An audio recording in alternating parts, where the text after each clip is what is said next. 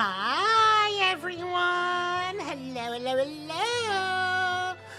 Good morning. Taking root in your hearts. It's your world tree. Iggy coming at ya. And I'm here to lose my hair. Apparently. Apparently, I'm here to lose my hair. Why? Why this? Why?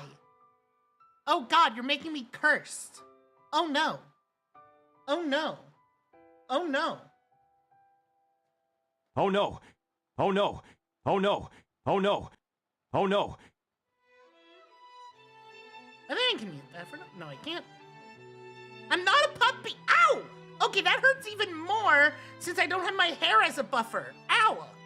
I'd say I got brain damage, but that would require a brain.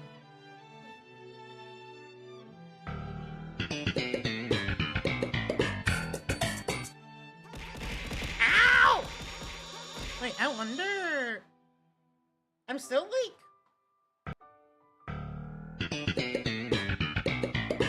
Oh, wait. I don't know what that...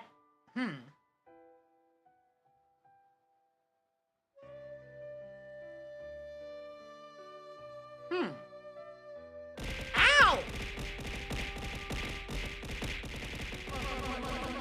Ow, ow, ow, ow, ow. Brain damage, brain damage, brain damage, brain damage. Nightmare, nightmare, nightmare. Hi. I might... Ow!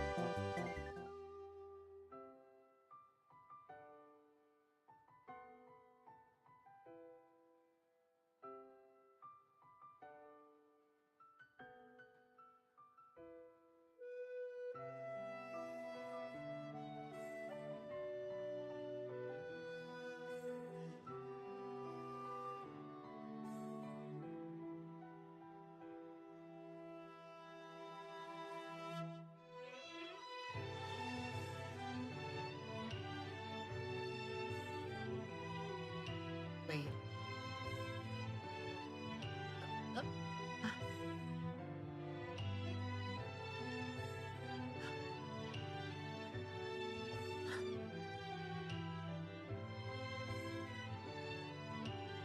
What is this, a fucking debut? It looks like I'm fucking debuting a model. Looks like I'm fucking doing a debut. The fucking peak.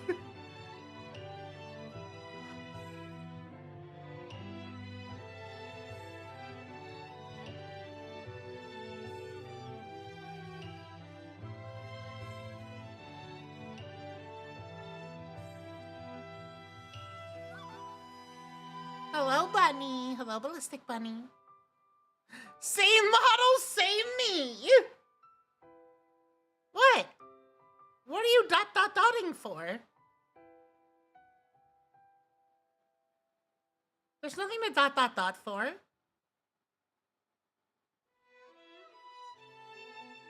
I didn't do anything. I didn't do anything. Ow! Okay, first of all, ow. How dare you? How dare you?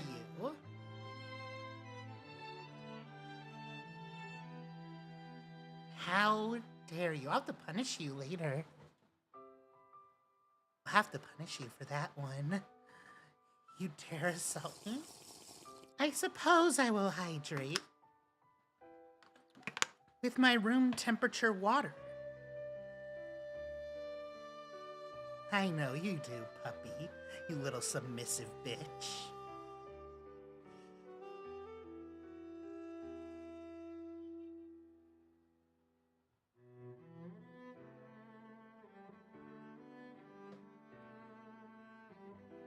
Don't call PETA! Don't call PETA. I take good care of him. I take really good care of him. What was what?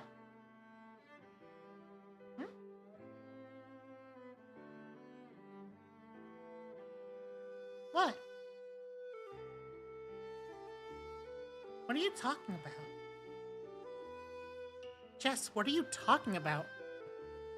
Who's calling me? Nah.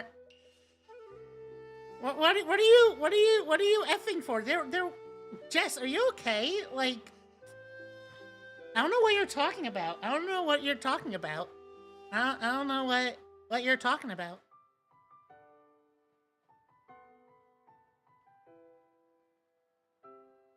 Gaslight, gatekeep, girl fucker, girl kisser. You're a girl kisser, aren't you? I love girls. Me when girls. Me when girls.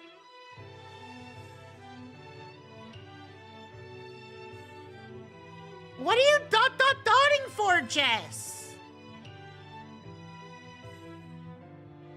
Wait! Become fire where it would, you fucking birch! Oh, wait! Did that actually come through? Hang on. I have to check something. I need a... When you did the hydrate, did the... go through? Did the, sound go through? Yes? Oh, let's go. Let's go. So I think I fixed the issue of the doubled soundboard. So it doesn't double up anymore.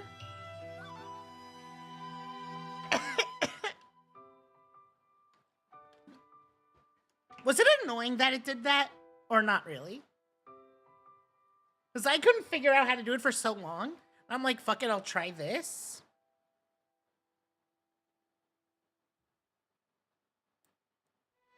Anyways. I haven't had KFC in way too long. Y'all, it's been... I haven't had KFC in so long. I really want KFC. This is also... Listen, this is a bad idea if I want KFC to play this game, but like...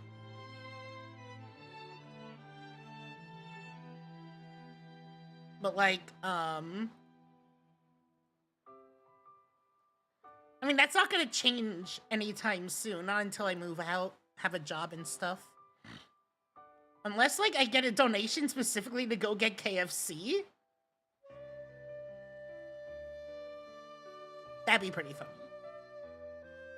Though I'd have to eat it in the car. My mom would not let me have it in the house. So, unless it's like... So hypothetically, I might be home alone, like, have the house completely to myself, like, around the end of March. So, like... So, like, if it's at that time, you know... She doesn't know, won't kill her. Anyways.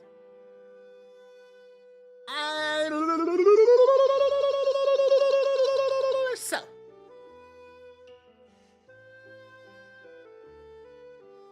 There was something I was going to talk about.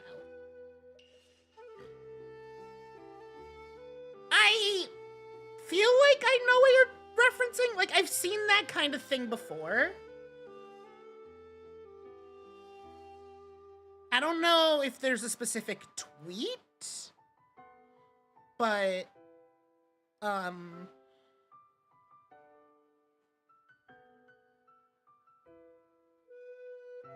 the way, speaking of tweets, did y'all like my going live announcement? Cause my God, it was pretty cursed. Listen. I'm gonna anti-commission you not to not draw that. You specifically don't like it? Too bad. Too bad. Chat. Hey, chat. It's Valentine's Day today. What did you get me?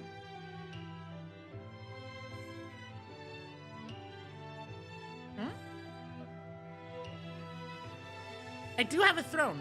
Should I just, like, plug my throne? A match! Oh my god! Wait. Choto Amate, please? Can we just Choto Amate real quick? Anyway, so the game.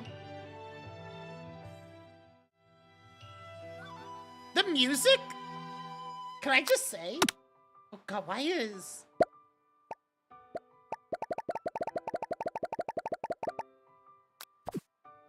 are the sound effects so fucking loud though?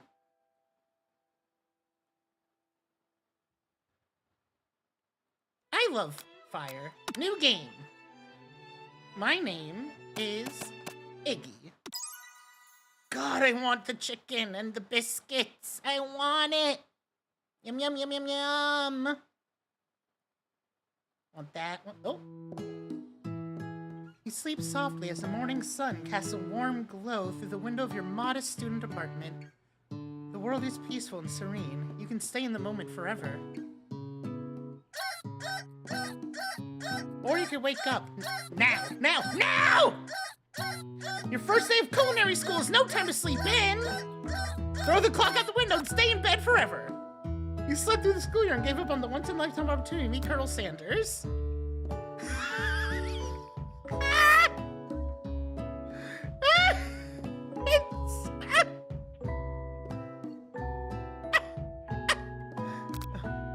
Might not be cut out for this. Okay, I give up.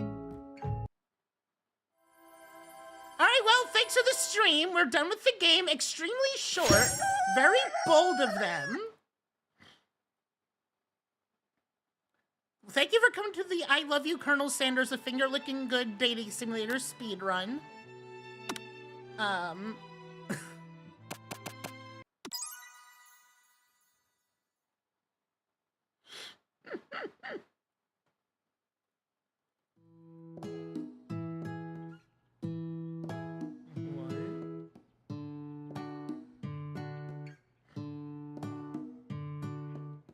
That'd be really funny. Okay. Fine, smack that clock up and at 'em. What is it? Lying in bed, you stare at the ceiling. Think about everything that awaits you at the prestigious University of... I thought that said Cocking School. Academy for Learning. Your mind begins to wander. Who will be there? What will you cook? What should you wear? Time begins to fly by and you find your imagination getting away from you. This definitely leads to the same thing, right? It's here, finally, your first day of culinary school. So many dishes to prepare, so many students to meet. Minus so many possibilities when you realize you're running late. Grab a biscuit and burst out the door in a hurry. Delicious. Just what you needed to wake up those taste buds. Bro, he said it was selective. Yikes! You're in such a hurry, in fact, that you forgot to put on any deodorant before running out the door. You're sweating buckets as you rush to arrive on time. Ruh-oh! Standing in the quad, you gaze upon the magnificent University of Cocking School, Academy for Learning. That'd be even really funny. Here comes your lifelong best friend forever, Miriam. She's so cute. She's the most adorably awkward person you've ever met, and you absolutely love her for it. She's just like me, for real. Good morning, Iggy. Are you excited for the first day of the rest of our lives? Actually, because I sure am excited and a little nervous. Okay, a lot nervous. It's just that this morning I made breakfast myself, but, well, when I ate it, I couldn't taste any love in the food. What if I'm no good? What if I fail? Classic Miriam, raised by MasterChef parents. She's always held herself to a very high standard. Ever since we were little babies playing together and you rescued me from that quicksand box, it's clear to me that you're the most loving, caring person I know. You're gonna do great. But with University of Cooking School Academy for Learning, same as 3-day only semesters, I'm afraid of being left behind and never catching up! Sweet girl, Miriam has always had a flair for the dramatic. This summer, she got also 3 days semester. Jesus Christ. She got so nervous on her first kiss that she chipped a tooth practicing on a mannequin. Should you pep talk her or change the subject to give her some money? Always we pep talk her. Remember last month when we saw that fortune teller and had our tarot cards read? The lady with the mask who gave me nightmares I've been trying to forget! No, she looked spooky, but she was so sweet. She told her you were destined for great things. Remember that card with the fancy-looking tower? Uh-oh. And that other card featuring the handsome fellow in the red suit?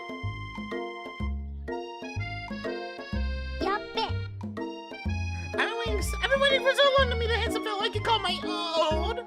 I'm sure you will soon. In no time, we'll be graduating. You'll be delighting the world with your heartfelt cocking in no time. As you talk Miriam up, you can feel her nerves begin to ease. Yeah, she got the fucking tower and she's gonna die. You know what? Maybe everything will be okay after all. And if not, at least I have these killer bangs. Can you believe I cut them myself?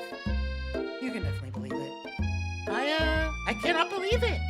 Bring another word out. You're rudely interrupted when someone smacks your books and custom engraved measuring spoons out of your hands and onto the ground. Hey!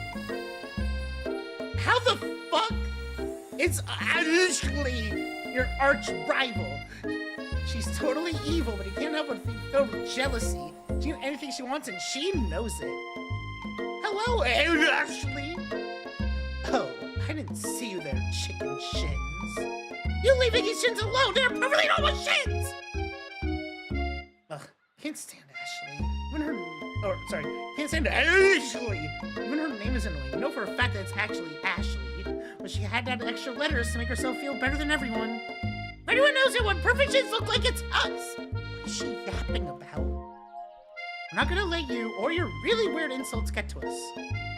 Across the quad, you see Ashley's best friend, Van Van the Man Man! Van Van the Man Man! Has stopped to look at his own reflection in the mirror. His pants are so tight you can see him casually working out his glutes while he styles his hair. No lie, they're rocking glutes. Ahem, Van Van. Yeah, Rang Rang.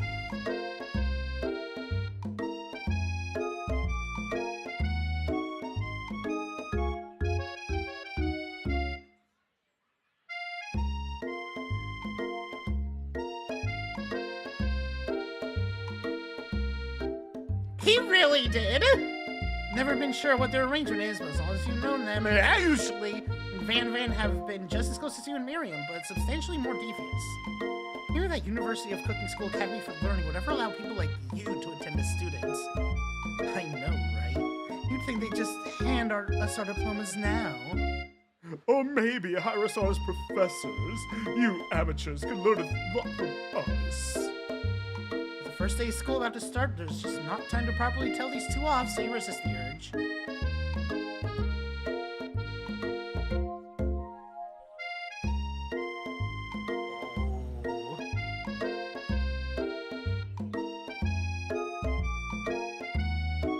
Let's go, Miriam. Psh, see you later, losers! As you approach the door, you see a goofy-looking kid pushing hard against the window directly next to it. Oopsie. I think it's broken. Yeah, who lost a sassy lost... Whose sassy lost child is this? You reach forward and easily pull the door open. That should do the trick. I love you. I think you mean thank you? My name is Bob. I was named after my papa. He's old. Someone like this also be a student at the school? He's one heck of a chef. Also, his name tag clearly says Bob. But I guess he's reading it upside down. Hi, Pop. I'm Iggy. So, are you gonna make me hold the store all day? Nope. With that, the young man is pushing it. This is a child. Walks in the building ahead of you. Is it just me or is he kind of cute?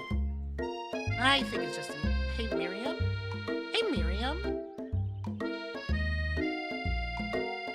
You both shrug your shoulders before following him into the building. Who is that? Who the fuck is... That's just a man! Who is that? He is one sauce. That kid is one sauce. Who is that man? What is it? Just math and a bucket of fried chicken. Now this is my kind of math. Stand at the edge of the room, unsure where to sit. Other students wander and keep themselves busy chit-chatting.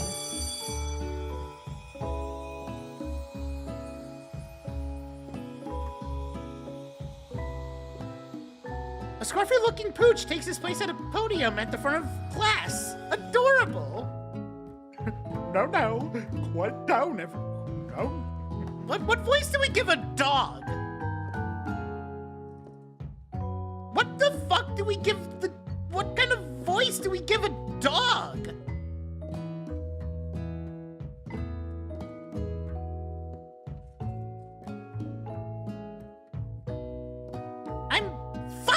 I'm not a puppy.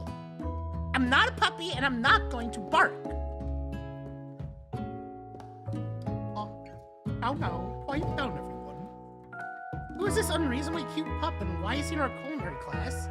You must say Sprinkles, head instructor CEO of UCSAL. No. Please, call me Professor Dog. Maybe cute and little and fluffy, but I still demand respect.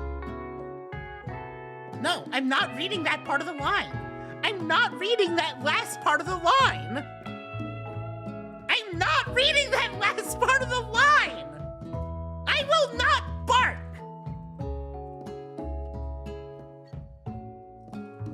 No.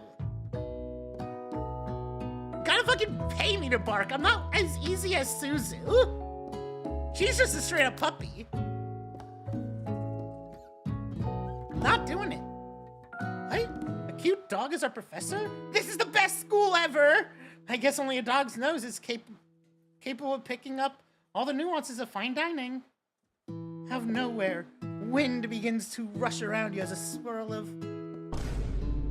Bark just became a sprout. Lay Cat Girl gifted a tier 1 sub to Bark. They have given 6 gift subs in the channel.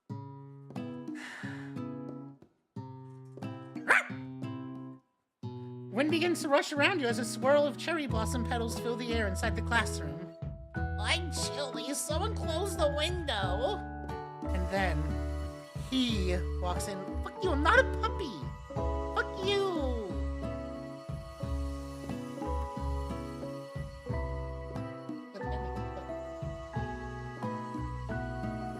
Fuck you.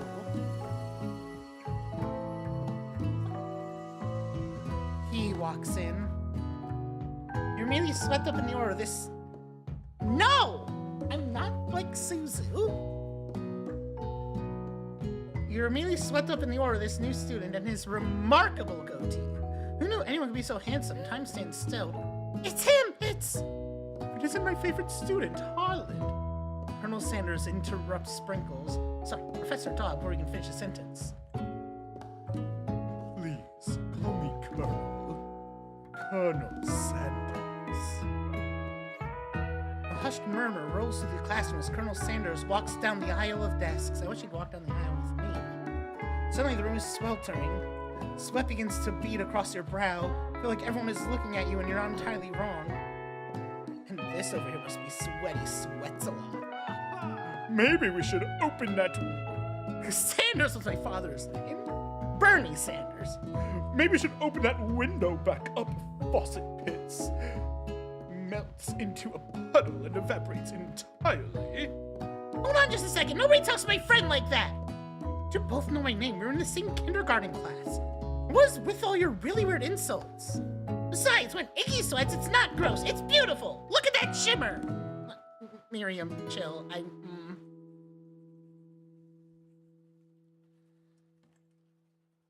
You turn to find Colonel Sanders standing right in front of you.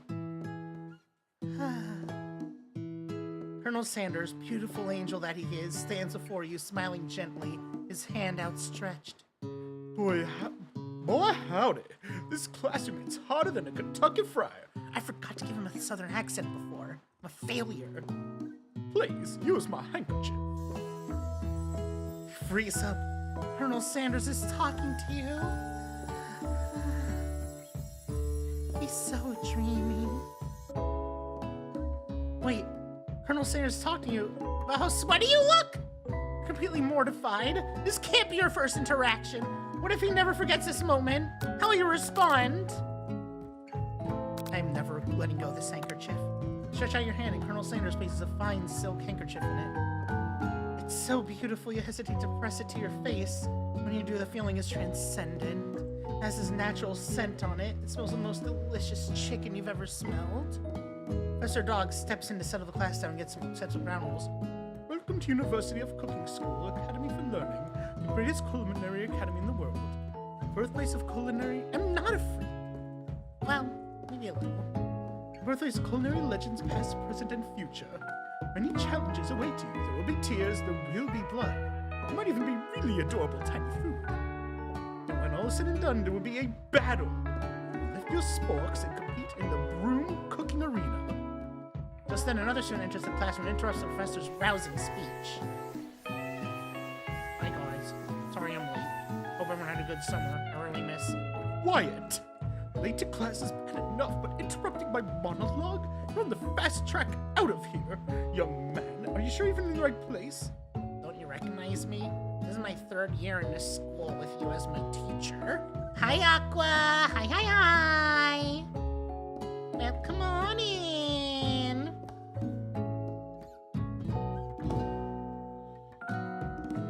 Everyone stares at him blankly. Does no one remember me? You're expelled if you utter one more word before I've finished! To be a lesson to you students that tardiness is unacceptable! Even Clank made it here on time, rolling halfway across town on his tiny wheels. Turn to see the student. Oh, God. What? You turn to see. Oh, is it? Okay. Lower the music thing. Okay, there you go. That should be better. The student Spring is referencing, who appears to be some sort of industrial kitchen appliance.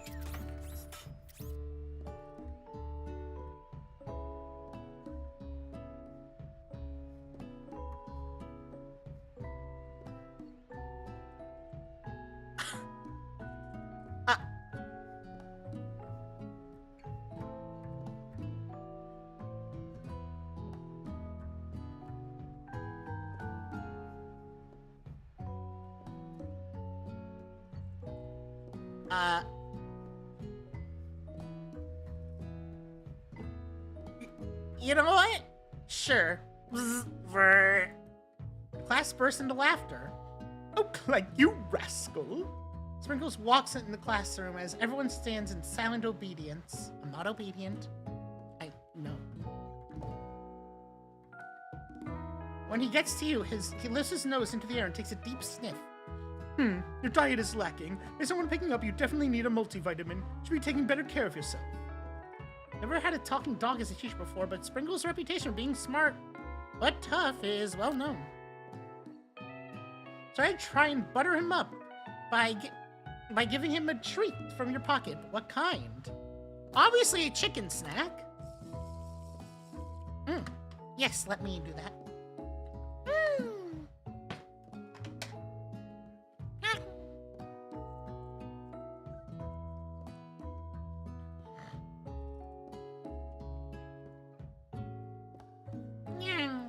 See, I know you loved me. Reach me into your apron and return with a chicken snack in your hand. Sprinkles' eyes go wide as he locks onto it. His favorite. Well, I think there might be some competition for a new star student. The furry professor immediately devours the snack, leaving her hands slick with a coating of warm doggy drool. Only if it's gases. You see the other students eyeing you jealously, but pay no mind to them. If they want to succeed in life, they should have learned the importance of carrying a range of dog treat flavors on them at all times. That's what I'm saying! Speaking of dog treats, I have a story. I have a story about dog treats. So at one point in my family, we went to Alaska, right? And there was this little, like, dog show thing. Not a dog show, like a little cute dog thing, whatever. At the end of it, they gave us treats to hand to them, to feed the dogs. Again, they said, you know, you can give the dog a biscuit. You know, they said, like, here, we're giving you all biscuits, blah, blah, blah. It was a poor choice of words, because there was an old British couple behind us, and we just hear a crunch, followed by, They were handed biscuits.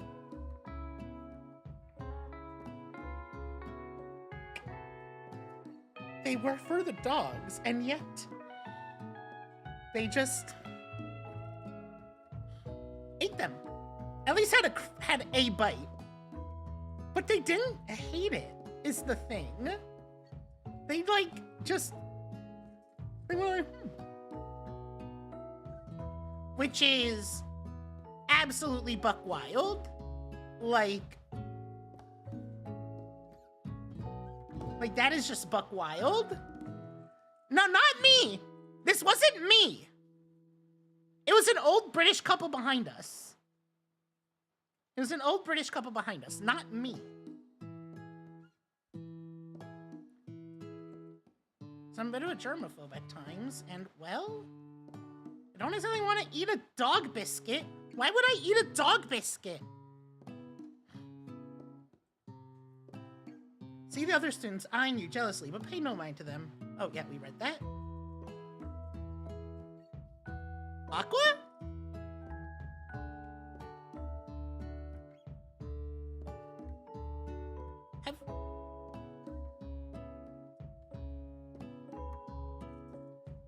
Understandable. Have a nice day. Settle down, young chefs. Take your I mean, listen, to be fair, good animal food should be that. Actually good. Though the thing is, like, take cat food, for example, right? I mean, yeah, visually it is slop, but, like, it's just the way they eat it. Like, the actual ingredients, like, technically I could eat cat food. Will I? No. Have I been tempted? Let's keep playing. Take your seats and prepare to have your minds open to the amazing possibilities of culinary creation. As everyone rushes to...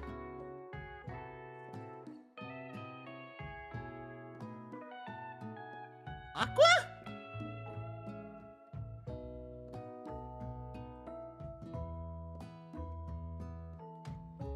Alright.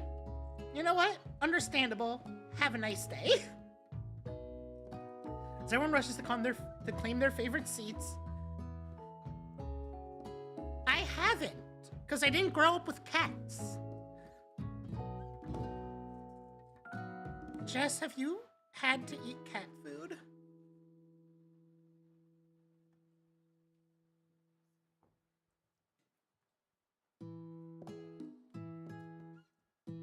No, given, like, your sensitivities, you wouldn't have.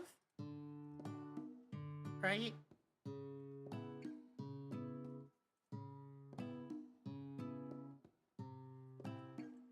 You haven't had to resort to that, have you?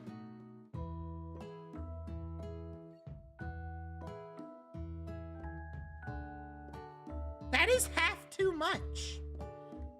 My God. We need to get you the fuck out of your living situation. Only two options remain. Hey, Iggy, there's still a seat here. It seems that no one has claimed a seat next to me if you're interested. Ooh. Chat.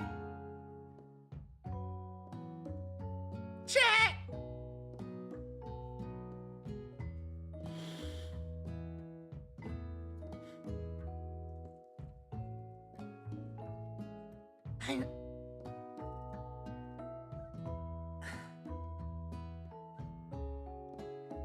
I mean, I guess it's good.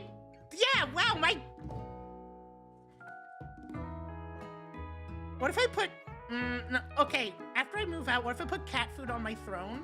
Like a single can. Or a dono goal to eat cat food.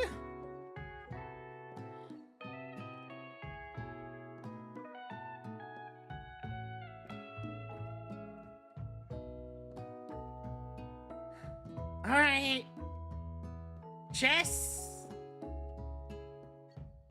it's on you. Once I get, like, have a place and move out to... What the fuck did I just do? To, like, remind me to do it. Oh, you'll make sure it happens? Oh, God. Yeah, I don't know if the Donathon would be before or after. It'd probably be... I'd have to figure out how to do it. Or a donation, or not a donathon, but like a donation goal for it. It's not a donathon, it's just a singular goal to eat a can of cat food. But chat, who are we sitting next to? Who do we sit next to? I cannot decide.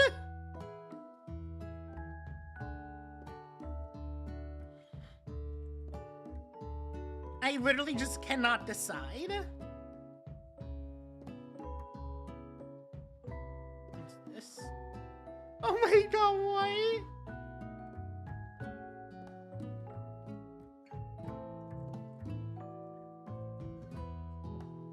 Oh wow, this is totally not a scam. So I just checked my email.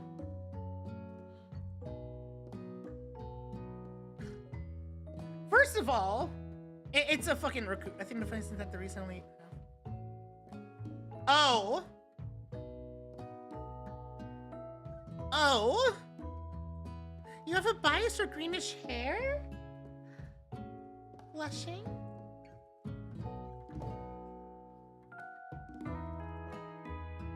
So this email, this recruiter or whatever, it starts with, "Hi dear." All right, we're not, listen, random recruiter team, we're not that close. So like, hang on, recruiter, chill. Now, literally, these are supposed to be entry-level jobs paying above $50 an hour, requiring 0 years of experience. Yeah, totally not a scam. Yeah, that's totally not a scam. Chat! Okay, we're sitting by our best friend. We moved to take your seat by Miriam. I'm so glad to have you near me to support me through this class. Of course, you're my best friend. Who else would I sit by?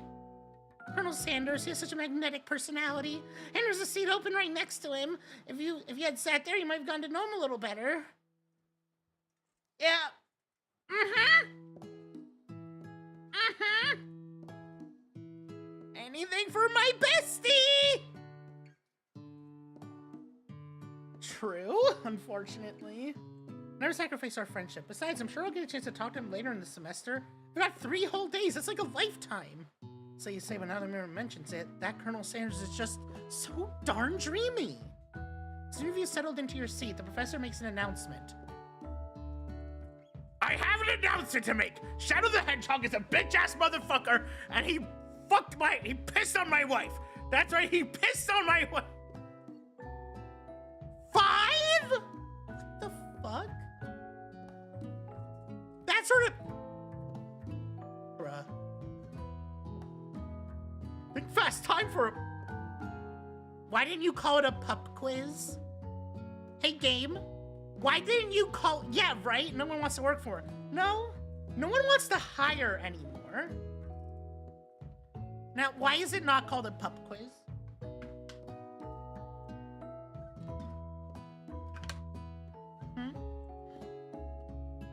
Yay, a quiz about me! Oh my god. This incredibly important, surprisingly short quiz will tell me if you're ready for life at culinary school. Keep your knives sharp and your focus sharper. It's question number 1. If train A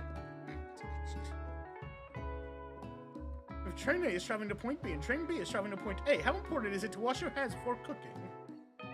Extremely. Looking at you, Pop! I know we just met, but I know you got a little booger shit hand. That's right. Forest is to tree as chicken is to... Tree! That's me! I'm Tree!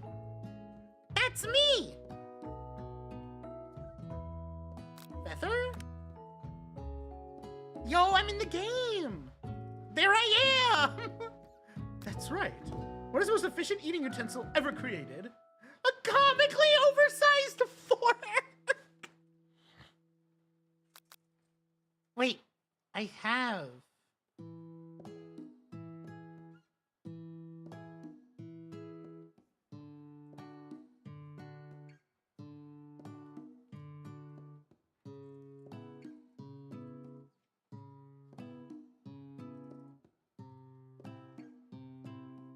What? Aqua? What? Is that the most important utensil? It's obviously a spork. See, look, there I am. That's right. What food is best for a broken heart? Anything as long as you prepare with love and not too much salt. That's right. Is Sprinkles a good boy? He's a talking dog that teaches at a culinary school. He is the second best boy, Gaz's best boy. That's right. Your total score is a perfect score, 5 out of 5. Well, be honest, did you cheat? Love to see that Wait, he's not even talking. Love to see that Colonel Sanders has been watching you tally your score. He's impressed. I know we just met, but I have to confess, I think you have a beautiful brain. Hot diggity, Iggy! It rhymes!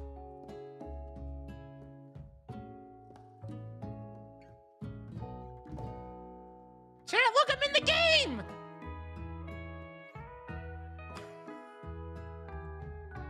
Stupid bit. You have scored some major Colonel Sanders points that performance. May I have your attention, students? I have an important announcement to make. Colonel Sanders is a bitch-ass motherfucker. He took out his quilly breaded dick and pissed him. I'm just gonna read. Time for lunch. Wow, the cafeteria is as nice as any restaurant you've ever eaten at. It makes sense that a school dedicated to cooking would also be serious about eating. Delicious fragrance wafts through the room and tickles the end of your nose. Your mouth waters. Do you smell that? That must be our lunch. It smells crazy good. Aqua. Chat, would you eat a deep fried dick? If it's like prepared nicely.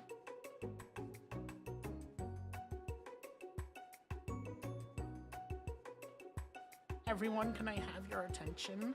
Is it about lunch? No, I just want to apologize for my tardiness. You see, Howdy, folks. I'd like to make an announcement. I'm gonna take out my dick and piss on your wives. Hey, Fair enough, actually.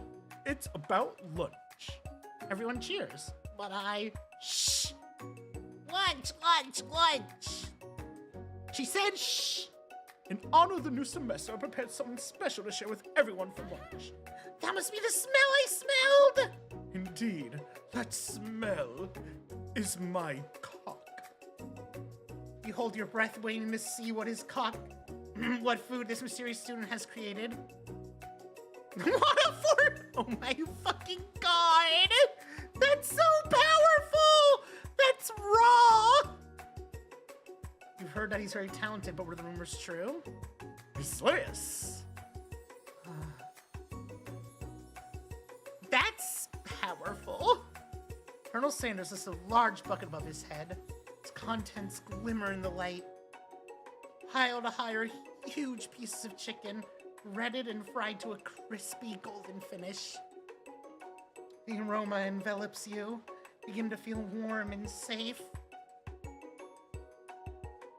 Colonel Sanders has filled a bucket with chicken? What a novel concept. Some begins to grumble as if to say, stop thinking and start eating. For years, I've been developing a secret recipe for the perfect fried chicken. Oh my god. Aqua! You didn't even realize! Oh my fucking god. Oh my god.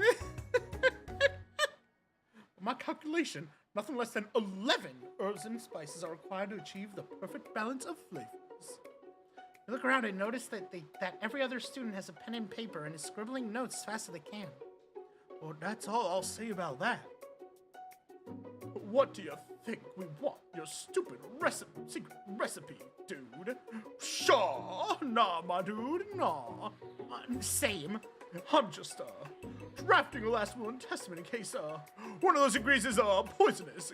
Got 'em. Looks around nervously to see if anyone else is laughing at his sick burn. You see what Zinger Ailsley has prepared to follow up, but she suddenly takes a different approach. Yeah, I was just, like, writing my diary. Dear diary, today I just want something beautiful. No, I knew at that moment that only the hands of a true gentleman could fry chicken so tender. You see her body language change from bitter and evil to sweet and innocent as she slides closer to Colonel. She's annoying straight! Oh no, I can fix her. She realized that he is destined for greatness and fame with cooking skills like this. She wants him all to herself. Oh, please. Well, Van the man. You don't want any. I'll take his! Whoa, hold on. I mean, I guess I'll try it. Takes one bite and his eyes grow wide. You know what? That's fair, Jess, actually. He starts contorting his face as he tries to hold his pure exhilaration at unimpressed. Please, and now there's enough for everyone. Please, my fellow classmates, dig in. Take one of the pieces of I want it out of this bucket and sink your teeth into it. It's amazing! Tasting Colonel Sanders' food transports you to another dimension. Along with your taste buds gripping a drumstick in your hand, you float weightlessly. Oh no? Go on. Yes, Aqua does. Gray. At least I assume it's gray.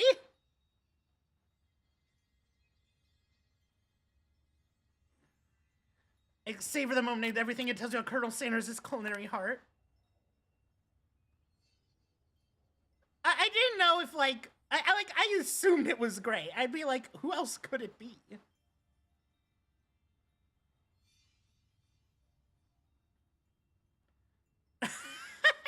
Aqua, you're not supposed to tell them. Flavors in your mouth are beautiful, pure, heavenly. What a guy. Along with the flavors, you feel something that can only be described as love for a man. For a flavor, are they the same?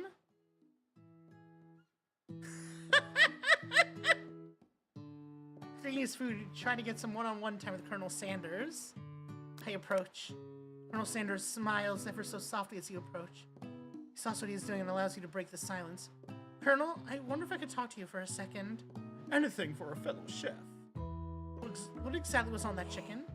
How bold to come out and ask. It's an idea I had for a new combination of flavors that will make me my fortune and establish my legacy for all time as I open a chain of highly successful fried chicken restaurants. No big deal. It's just you and me here talking. I can keep a secret. If I'd have got some of my own, I'd be willing to trade. What's the rush? Did a haunted house and that, a haunted house and oh no! Got 2 whole more days to get to know each other. It's clearly not gonna give it up easily, but it doesn't hurt to be persistent. What they say about secrets, Colonel? Shouldn't learning be fun? Got moxie, I'll give you that. Colonel Sanders looks both ways to make sure you're truly alone, then leans in. Feels warm breath as he whispers. Just one ingredient. Can't tell. I use. It's something my great-grandmother taught me.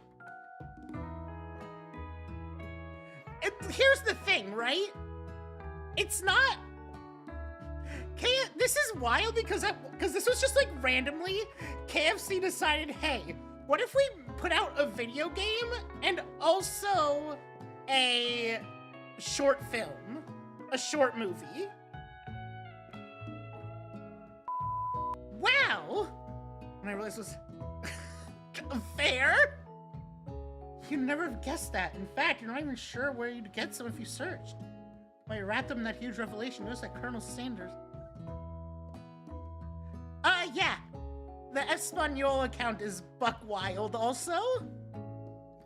While you wrapped him in that huge revelation, notice that Colonel Sanders has disappeared. Leonard also still in the cafeteria decided to look for him. Find Colonel Sanders outside, standing in the quad. Oh, it's you again. Howdy. Sometimes I'll have to come outside and look at the school buildings. I think about how my story will continue on after I've graduated. Sounds like you have big plans. I dare say the biggest. I will leave my mark on this world, you can bet on that. Alone together for the first time, you figure now's the perfect moment to show your personality to him.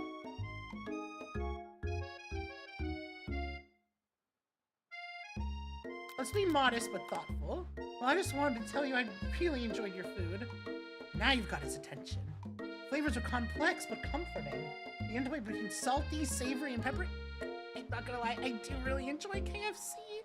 I really want it. I fucking want KFC so bad.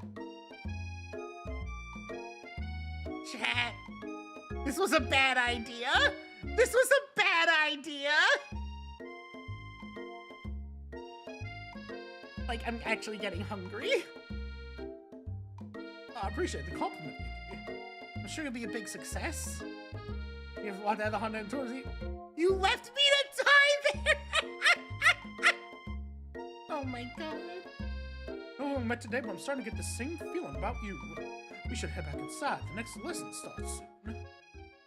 Yo, it's Shokugeki no Soma!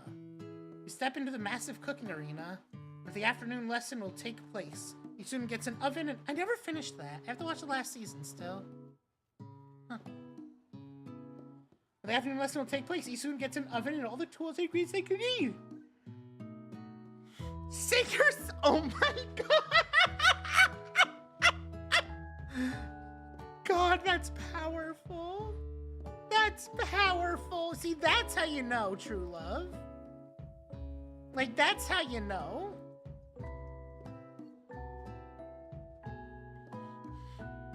Look at this place. It's magnificent. Finally, we get to show our stuff. Wait a second. Oh no, we have to show our stuff. What if I totally blow it?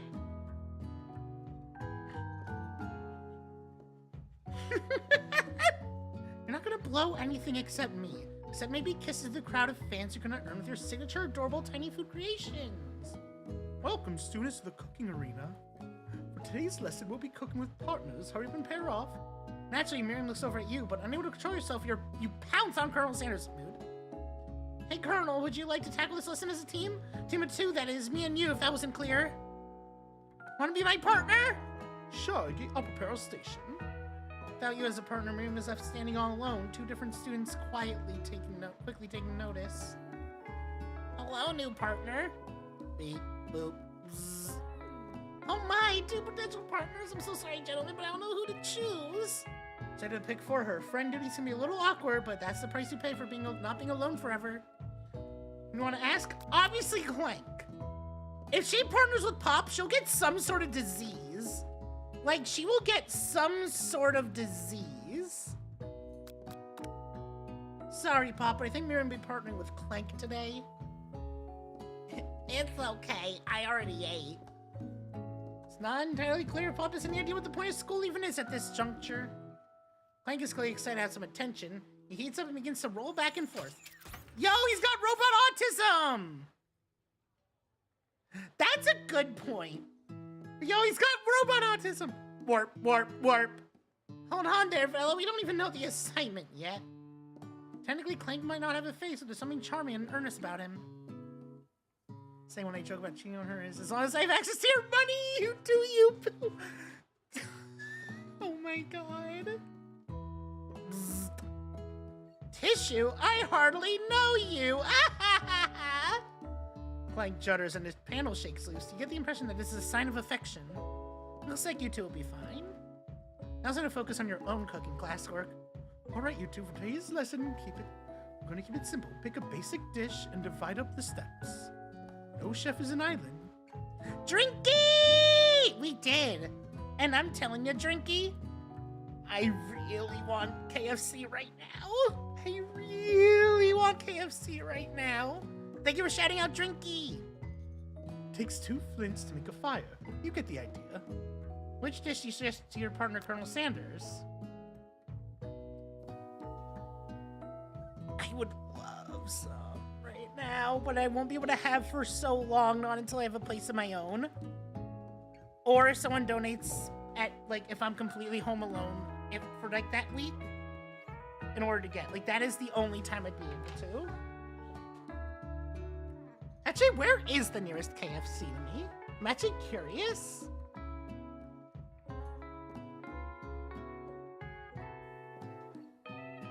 Oh! Oh, pretty close, actually. Just 4 miles. Oh. There we go. You don't like KFC? I'll have your share. I'll just have your share. It's fine. Grandmother's mashed potatoes and gravy. If I wasn't something of a down-home chef, I was thinking we could make something warm, inviting, comforting. Maybe mashed potatoes and gravy? Oh, I totally didn't even put it together. But that's what he would like. I couldn't imagine one without the other. Colonel Sanders casts a coy look at you, causing your whole face to go beet red.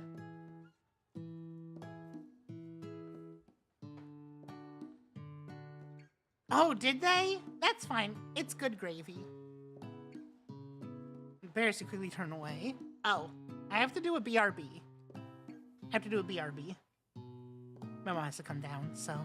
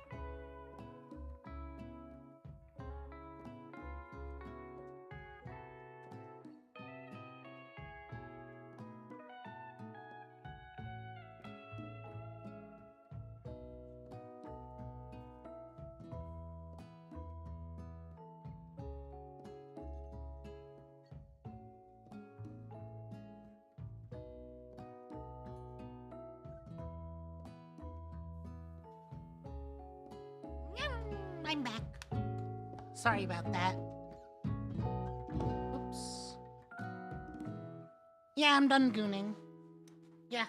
Sorry, I had to take a quick goon break. Anyways, I'll go get the potatoes. No, please, let me. Picking perfect produce is a passion of mine. Also here. Get that ASMR. Why is the cap on this can black? Looks like things are getting pretty fresh around here. Someone have a crush on Colonel Sanders. We're just cooking partners. Mind your own business. We'll be cocking partners later. Chat, were you fraught with Colonel Sanders? What am I saying?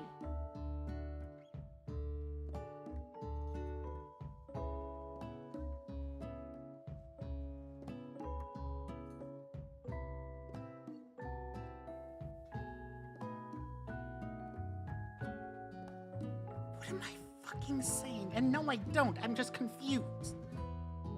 Sanders' heart is my business. And you'd better keep your fingers off of my man. Does someone call for me? Ugh, no, jeez, Van. I'm over here crushing Iggy's dreams. You're supposed to be taking care of our classwork. That was a deal, remember? What is this music?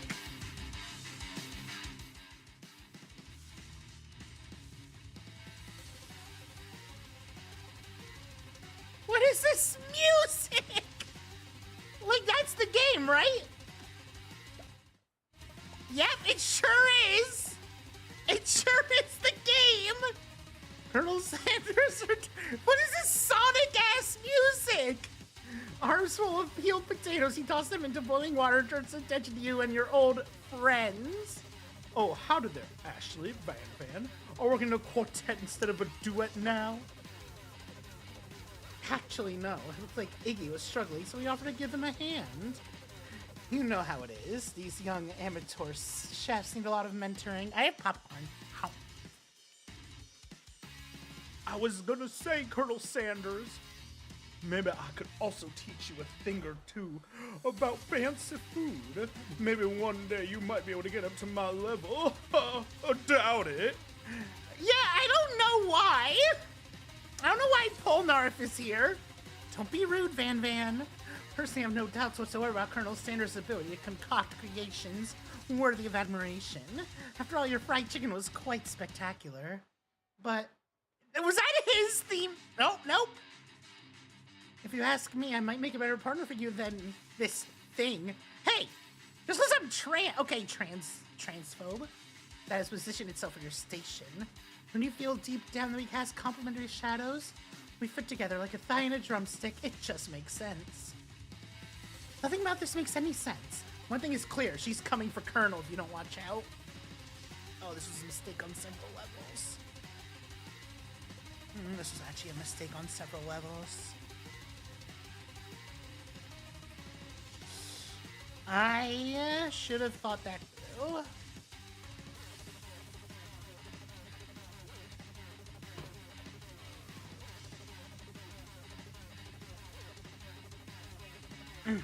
Ashley, it was really going at you hard. You need to ask for some backup here before things get ugly. Nah, I mean, he's right here. I'm here to learn and express myself via my cuisine, not bigger with prima donnas. Partners were chosen in the beginning of class, so let's all respect the format, okay? Turner Colonel Sanders confirmed that you're on the same page. I chose Colonel Sanders, and Colonel Sanders chose me, isn't that right? A businessman respects all fair agreements, from contracts to handshakes. Atrogonic is my partner for this activity, and I stand by it. Based on your team's behavior, I'd say you're perfect for each other. Neither of you has Iggy's natural talent or their loyalty. Being defended by Colonel Sanders leaves you feeling proud. This music is so charming! Full of potential. You look for Sprinkles in hopes that he might step in, but he's nowhere to be found. Darn those cute corgis in their short but sturdy stature. Look down at your station and realize that in the tension of the moment, your hands have been cooking on autopilot. Shrouded by the drama, you've already crushed the boiled potatoes into a perfectly... right? Creamy mashed texture with plenty of butter and cream for flavor. It's as if your natural passion guided you through the steps you know so well while your attention was elsewhere. I know just what to do. Colonel Sanders extends his hand. He's holding a beautiful white porcelain gravy boat, out of which pours a smooth brown gravy, smothering your nearly finished potato dish. Oh, God.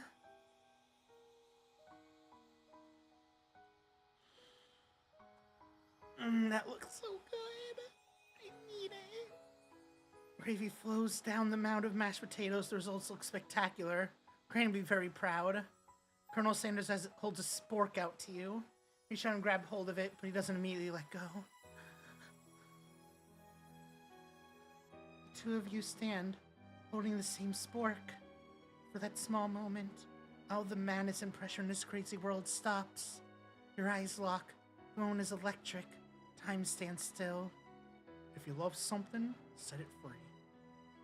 Together, you dig the utensil into the mashed potatoes, lift up a heaping sporkful up. You see Ashley with a sinister look. Though she's plotting against you to be with Colonel Sanders. I also would hold it. And then, there it is again! Filled with rage and without thinking, you fling the sporkful of mashed potatoes right now! Ashley, see my beautiful face. Van, do something! Do something! Swing up a fingerful, Van tastes the dripping mashed potatoes and gravy and realizes that it's delicious! Horrified by this revelation, he slinks away. Will he ever be able to cook something with so much love and integrity? Hold on right there, Iggy. We do not waste food in the broom cooking arena. She does! Colonel Sanders, I expect better from you. And if you throw one more spoonful, you both better be prepared to eat it from wherever it lands. Can I have potatoes face? Van rushes back over, a covered dish in his hand. What? Mashed potatoes with gravy? Pathetic. In just a few minutes, I prepared a full meal. Gaze upon my specialty, raised tentacles of octopus in my silky saltwater sauce, laid around a battle axe blade forged by my supreme chef ancestors. You've ignored me for too long. That ends now. It is I who will have first bite, and you will all look on with envy. So true, Aqua. The interrupting student rushes at Van and swipes a bite of his signature dish right off the plate. No, don't! Somehow this dish doesn't strike my nose quite right. I think the octopus was rushed and may have turned in the process. The results could be toxic. Too late, has been eaten. I think I left something in the oven. I don't feel so good. It killed it! Oh my god! Everyone step back. What? Jess? OFAP! OFAP!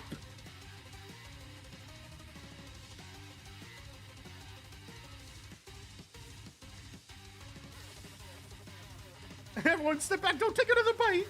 We need to. Oh no!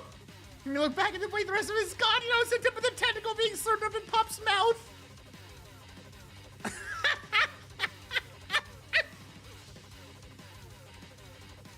Pop winces in pain for just a moment, then is almost immediately back to his obvious self. Oopsie. Tastes like poison.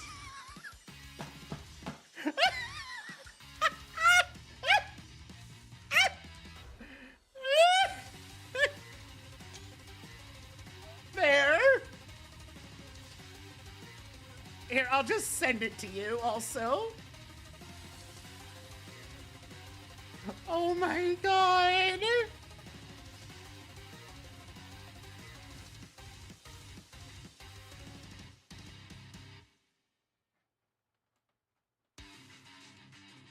Oh my god!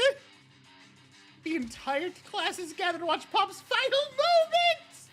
Shock has frozen the whole crowd. They are as motionless as statues. Class bell rings, disrupting the moment and snapping everyone back to reality. It would appear that Pop's enthusiasm trying new things, despite obvious danger, has inoculated him against poisons of all kinds. The skin microdosed on poisonous food. No fucking way! I'm not sure the professors here make enough money. Ghost of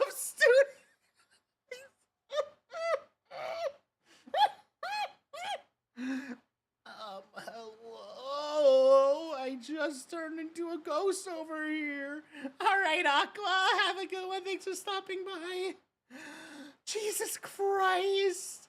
Seeing that you're shaken up by that really annoying student and all his nonsense, Colonel Sanders approaches you. I'm sorry you had to go through that. Please, let me walk you home. What? Like, for real? Oh, come on! You follow Colonel Sanders out of the room. Oh my god. Need to have a popcorn bite. Oh. Oh my god. Oh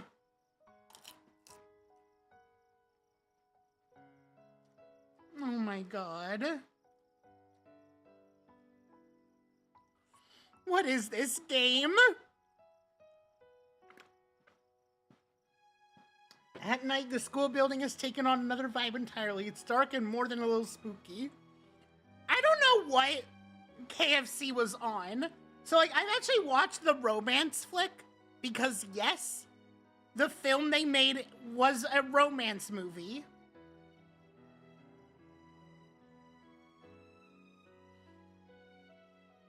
I don't know what they were on. Colonel Sanders stands in the quad's neon glow and speaks softly.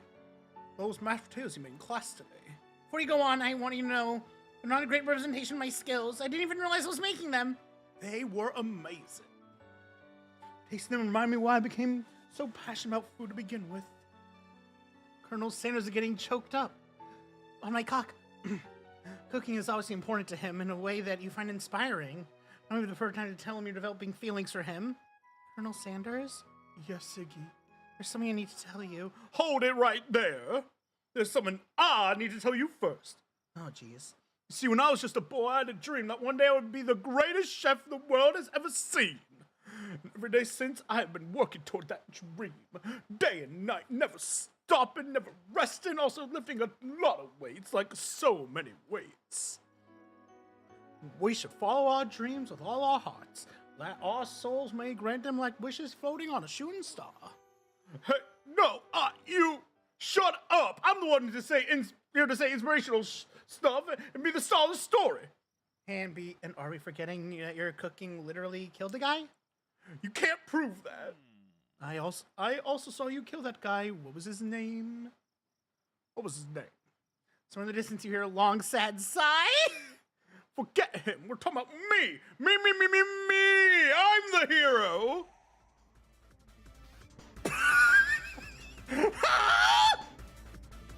What?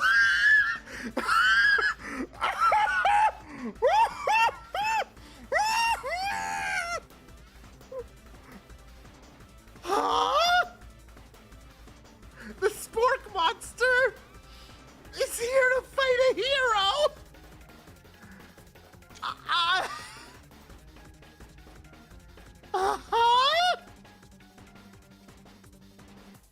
Fucking what?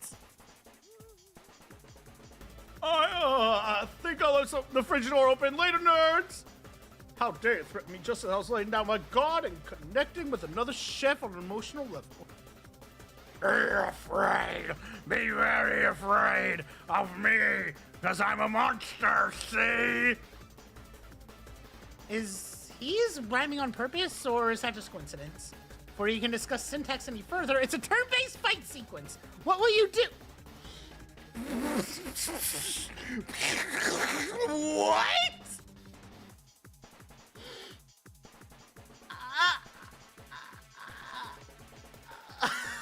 Attack! Decide to go on the attack. Which attack will you use? Cook with love. Does 1 damage. It just got real. That attack really upset Spork Monster. Spork Monster goes on the attack.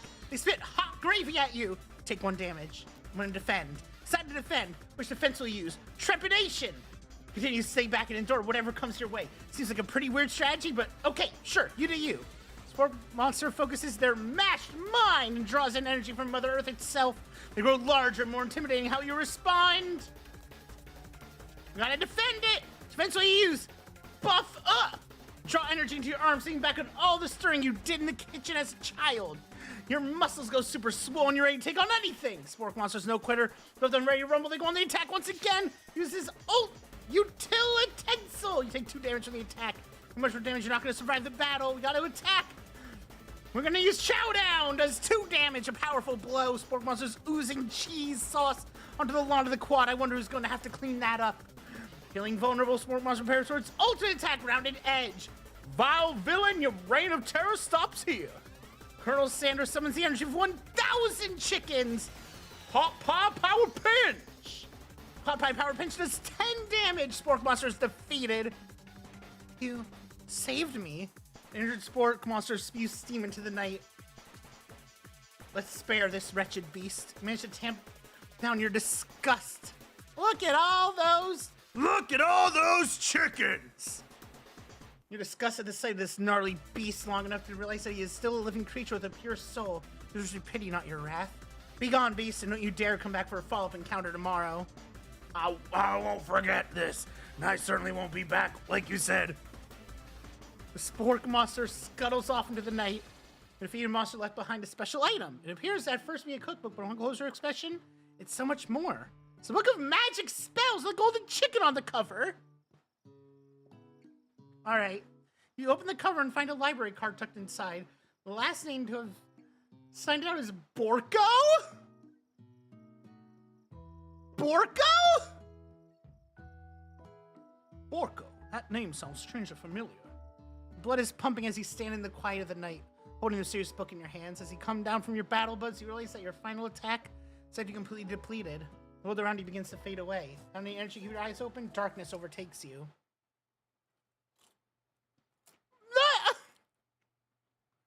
The chicken booster and the boy band. This is one of the games of all time. The image of Colonel Sanders flashes before your eyes as you fall asleep. Must have helped you get home in your tired state. You don't know if you could have made it without him. What a guy. I want to thank him, but don't have the strength to utter a single word. Feel your covers being pulled up over you as you are tucked in tightly.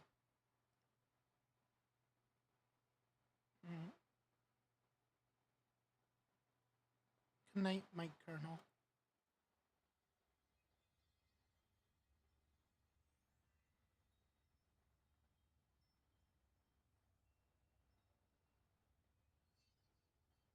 I'm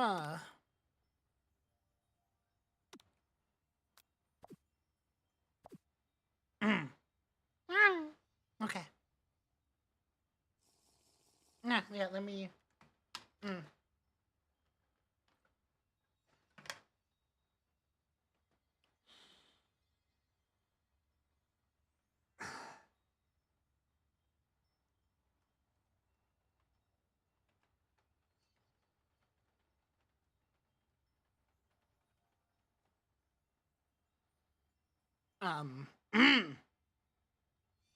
Alright. I'm okay. When you're a dream, you're together with Colonel Sanders.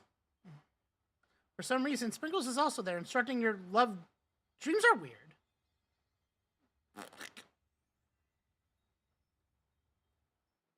You awaken on day 2 and attempt to process the wild visions you had. Were they memories or premonitions?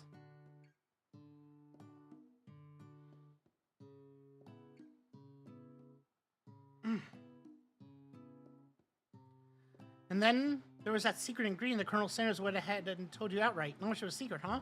Probably just because he already trusts you so much. Sure, that makes sense. We'll go with that. Meet her with your bestie in front of the school. We're gonna tell her the encounter with the Spork Monster. She launches a story of her own. Okay, I know this might sound a little strange, but I think I might be, I think I might like Clank! Like him? Like? I know, it sounds like it's moving too fast, but there's something about him I like him. Like him! We got to talking after class, and he's actually a totally sweet guy. Not only that, but he's really smart. He told me all kinds of stories about Colonel Sanders. You know that Colonel Sanders was the most popular kid in his high school? No, but that does make complete sense. Yeah, but he was so popular. He was really prom king at a school he didn't even go to. It was also the convertible that he himself wrote. Wait. That he didn't even go to, and was also the convertible that he himself rode in at the front of the homecoming parade. What? I think maybe something got lost in pressure cooker language translation there. Either way, maybe it'd be best if you took it slow with this new boy. I am with Colonel Sanders. You and Colonel Sanders, the coolest guy in school, the most famous student ever attend University of Cooking School Academy for Learning. You're a thing now? We definitely connected yesterday. Sure you did. You're great. Why wouldn't he be into you, I guess? Having the implication that you and Colonel Sanders might be a thing is definitely not cool. You are great. Fuck yeah, I am. Not an idea about how to prove that your love is real. It's not into me. Why did he tell me one of his secret ingredients? Your bestie's eyes light up. A secret ingredient? I just said that. Secret ingredient. Is there a dramatic echo in here? Miriam checks to make sure you're alone before continuing. So, this summer, while I was on vacation with my family, a lovely man approached me in the botanical garden where I was wandering. This can't be good. He told me all about his passion for spices. Secret spices! This man even gave me some to show me what he meant, and said it was a powder created from super-duper rare dried flower petals, and that if I did him a big favor, I could have some of my own. Please, Miriam, don't tell me. So I filled my suitcase with them and brought them home! He was so nice, he even met me at the gate when I arrived. Later, when I cooked with him, a very strange feeling came over me, and the flavor was unlike anything I'd ever tasted. I think I'm being very liberal with meaning the spices here. Whatever. Anyhow, we both shared an interest in cooking, so we stayed in touch, you know, like pen pals. I bet he would love to know more about new spices. I'm definitely not supposed to share Colonel Sanders' secret recipe. Besides, I only know the one ingredient, so I doubt it'd be much use to anyone. Please, please, please! It would mean the world to me. No one has to know it came from you or from Colonel Sanders. What do you think? Should you protect Colonel... Yes, we're protecting his secret. The name of a fake ingredient. I don't know how about... It was Eye of Newt. I know, sounds like some kind of witch's potion, but what can you do? Eye of Newt. Wow! Her eyes light up, imagining such a thing, and you figure that you've satisfied her curiosity and she'll move on. However, she immediately turns around and does some thumb typing on her phone that you can't quite see. That's probably not good. We're gonna ask her to confirm that she was definitely not texting secrets to other people. You're interrupted. Wind rushes in, cherry blossoms fill the air. What?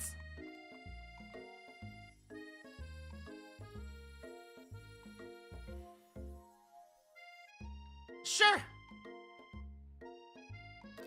Let's admire his majestic glory.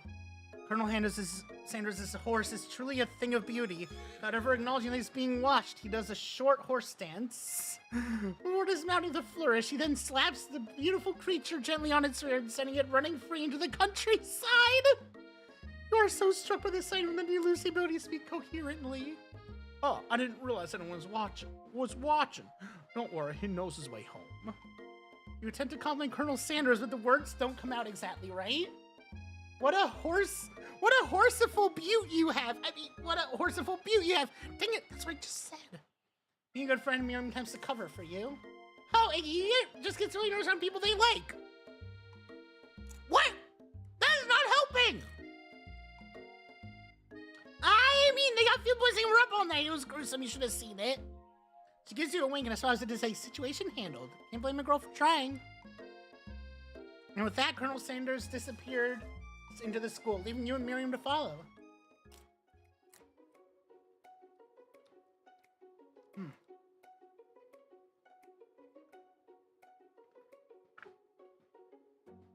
When you enter the classroom, you can see your two rivals, Ashley and Van Van, are doing something bad.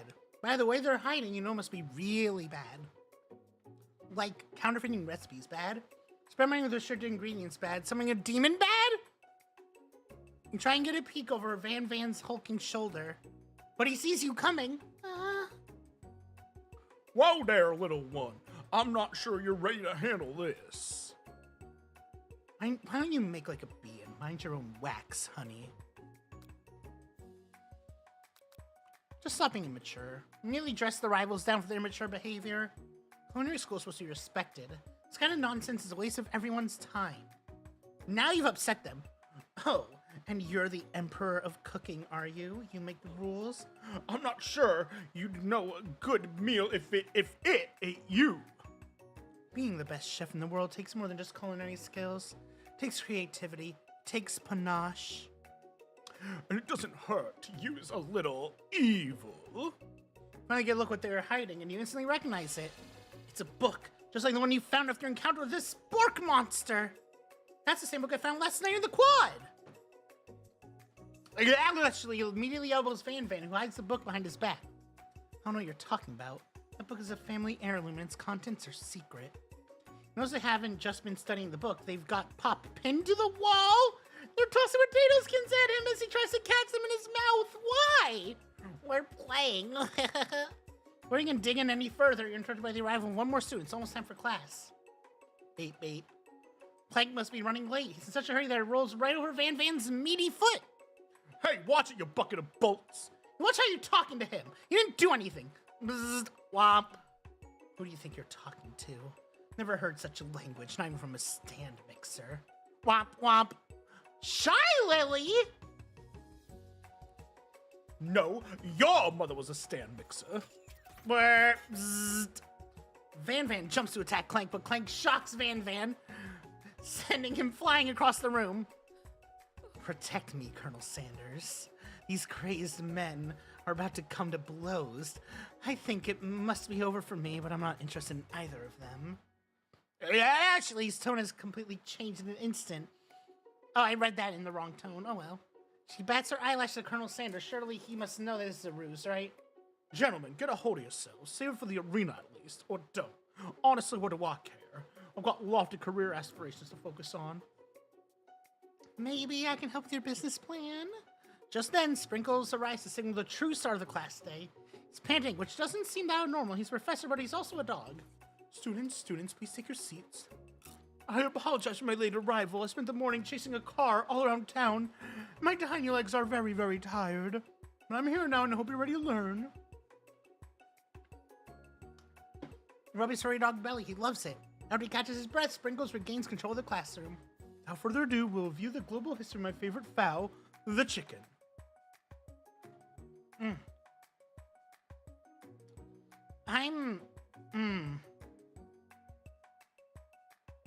What?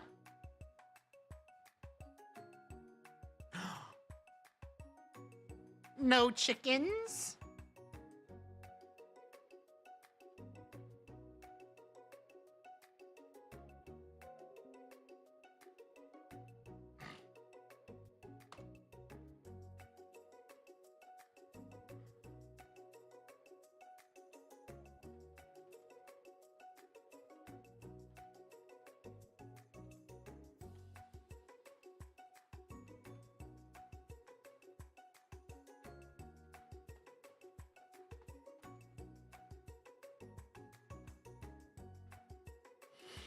It is. You want to pay attention to the lesson. Truly, you do. Which is why in 1776, at the signing of the Declaration of Independence, it was a chicken who first signed their name. I can't help but daydream about Colonel. Also, wait, what? Sorry, wait, what was bro yapping about? I can't help but daydream about Colonel Sanders, and you missed most of the important parts. When you come to, Sprinkle's holding a tray of food in front of you. Well, Iggy? Does it?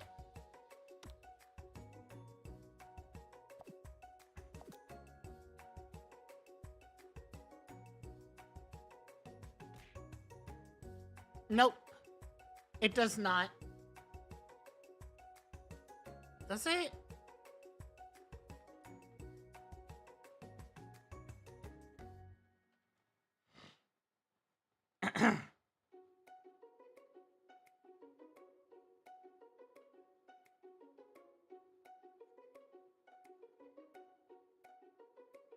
Yeah, I can't find anything.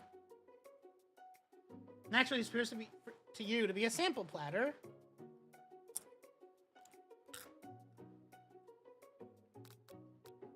Pepper. Ah! The brightly colored pepper stands out from the other items. It sparkles in the most eye-catching way, so naturally you reach out, grab it, and eat it right away. However, your body is not prepared for the heat! The pepper has triggered an intense spice hallucination. Feels like forever you trips through the universe. My friend, ooh, this guy again? I'm here to give you an important message, ooh. You must avenge my death and fulfill your destiny. All you must do is... I was saying, to fulfill your destiny, all you must do is... Sorry, I think I've got some spice stuck in my throat. It's fine, I'll work through to fulfill the prophecy. You must... You feel yourself begin to regain consciousness. Oh, man. gum to and find everyone is staring at you. That pepper was the last one of its kind on Earth. Now it's gone forever. Think to yourself, geez, I should pay better attention. We all make mistakes, or sure he'll forgive you someday. Come on, it's time for lunch. Wah. Wah. Arnold can relax, the cafeteria lights dim. Your rivals enter to make a dramatic announcement. Whose wife did they piss on?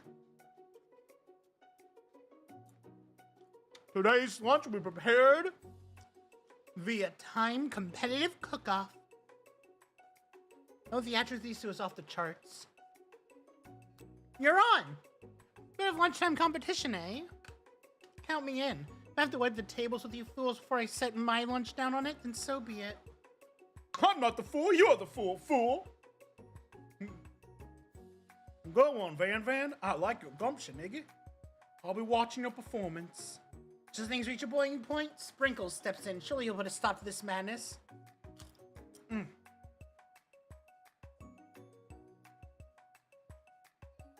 No, students, please settle down. This is a lunchroom, not a sportsing court.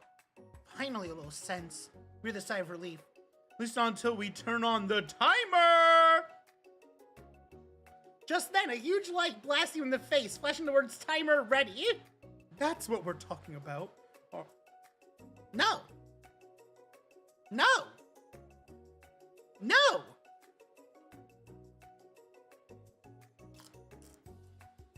Not doing it.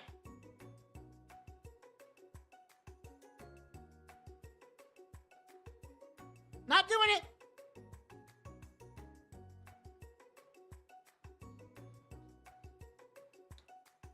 I stand corrected. The hard way builds solidly a foundation of confidence that cannot be swept away. Orotu just became a sprout. Lake Cat Girl gifted a tier 1 sub to Orotu.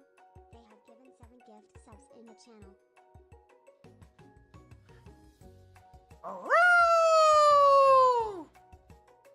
That's an original quote by me. In case anyone was wondering, I hope its message lifts you to victory. Shut up! Ah! Like a diamond, I was formed under pressure. Now is my chance to shine. I will defeat you myself. You had his chicken and you made mashed potatoes and gravy on day 1. I feel like you can really impress him again here. It's time to boil some water for the potatoes. Think fast, the timer runs out and you're forced to pick randomly. Always 100 seconds, turn on the heat! 100! That's wrong! What are you thinking? Get your head in the game! Oh God, you're gonna need to season this chicken before you cook it. You don't know Colonel Sanders' recipe, but you have an idea. 11! That's right, you might not know all the ingredients here, but at least you're heading in the right direction. Tail wagging intensifies. You got some base steps going, it's time to elevate your craft.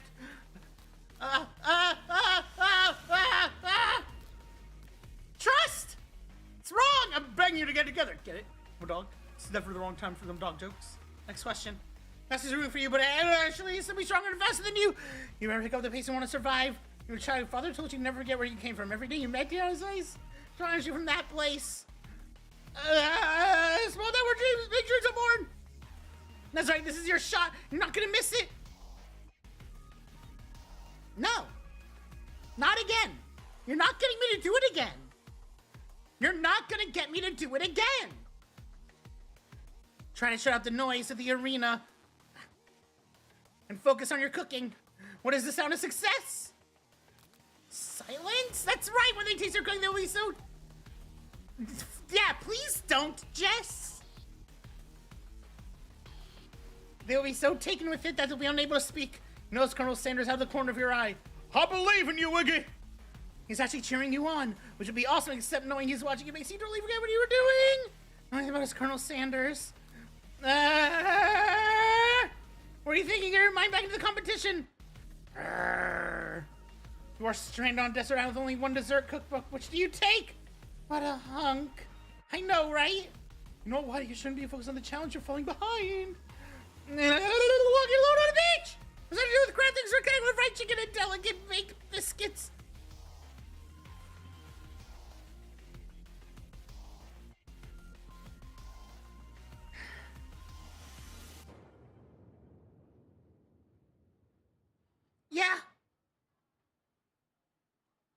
Jess, you know I love you. You're really struggling to keep up. At the next station over, Ashley has already begun plating elements of her dish. It's colorful and complex. To make up time, you toss your biscuit dough into a stand mixer. As you do, the crowd gasps. Oh, yikes! I know you love nothing more than seeing a fellow appliance utilized in a kitchen battle, but sometimes I mean sacrificing the personal touch.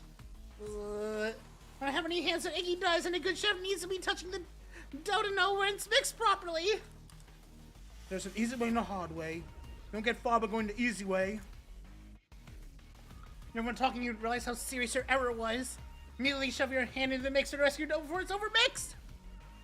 Iggy, no! We're not fast enough and your hand gets stuck. It's immediately crushed by the quickly spinning beaters.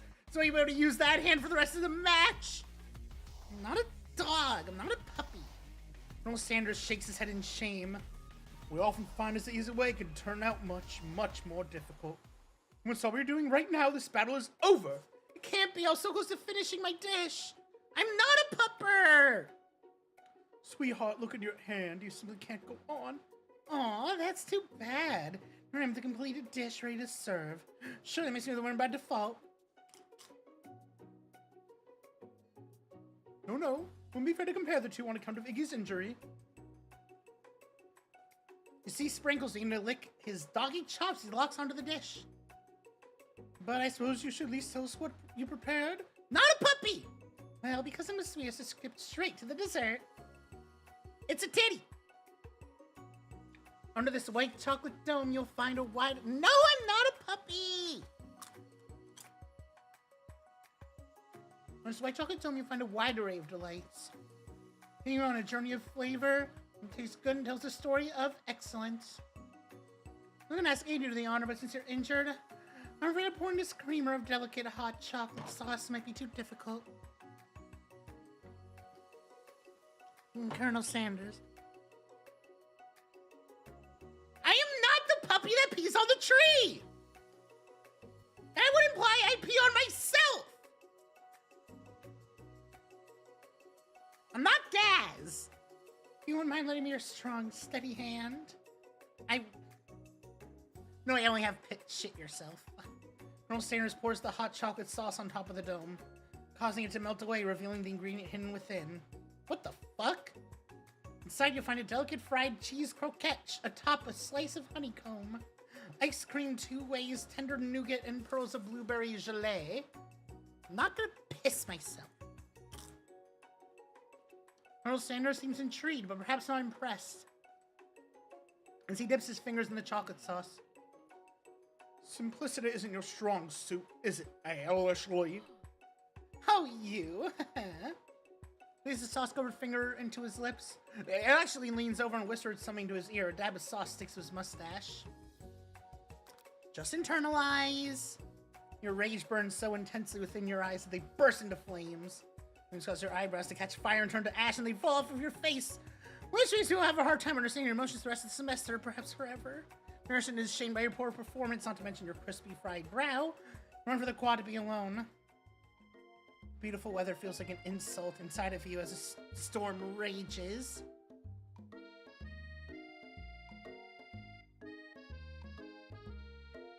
Okay, it is going.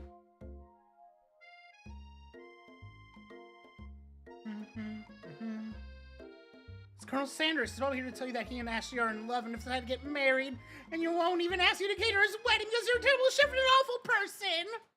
Try to hide from me close to you directly. I know you're hurting right now. Not from the devastating loss, but from that run with the mixer and that small fire. We should get that checked out.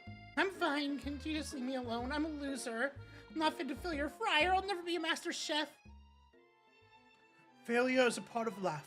Not just for you, but for all of us. You think I've never failed at anything before? That's exactly what I think. Well then, think again. I wasn't always a man you see before you, enrolled in culinary school, incredibly handsome, successful, motivated. Well, handsome, sure. I was born that way. But I've walked other paths, arrived at dead ends. I was passionate about life, but I failed as an obstetrician. What is an obstetrician?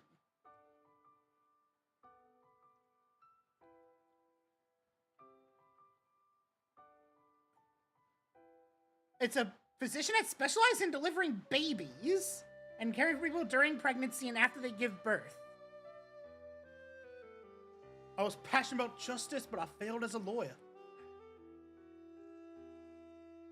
Worcestershire sauce. I was passionate about livestock, but I even failed as a mule handler. That one was especially humiliating. Mules can be so cruel. Lost my business partner to a gunfight. What? I didn't know. You will see my delicate ribbon tie, my well-kept beard, and assume that I've got it all together, which is true now, but hasn't always been. Curious.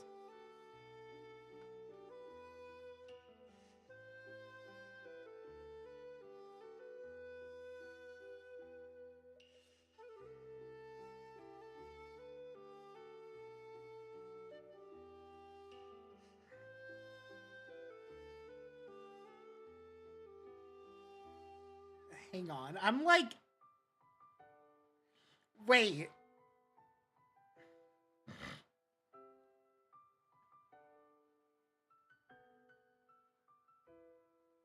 Hang on.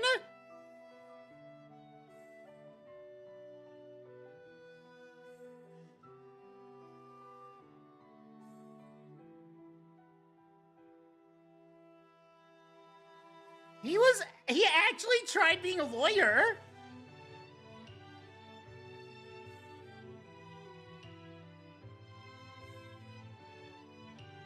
He had a ferry boat company?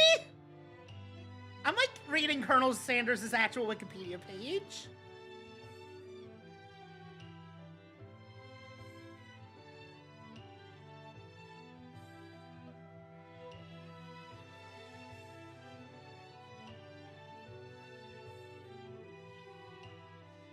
Hang on. I'm trying to see if it was actually like...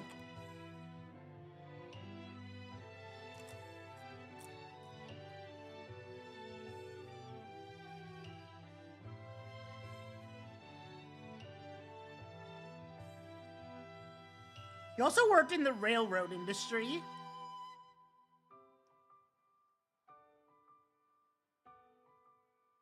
Anyways. Sounds like this guy could really use a hug. I resolved I was going to amount to something. I couldn't find anything about a guy that died, though. No amount of hours, labor, or money would deter me from giving the best I had to give. As Colonel Sanders changes focus, you can see something ignite inside of him. Burning passion. One has to remember that every failure can be a stepping stone to something better. My new dream is pure. It's honest. It's something that a humble man in a crisp white suit can be proud of.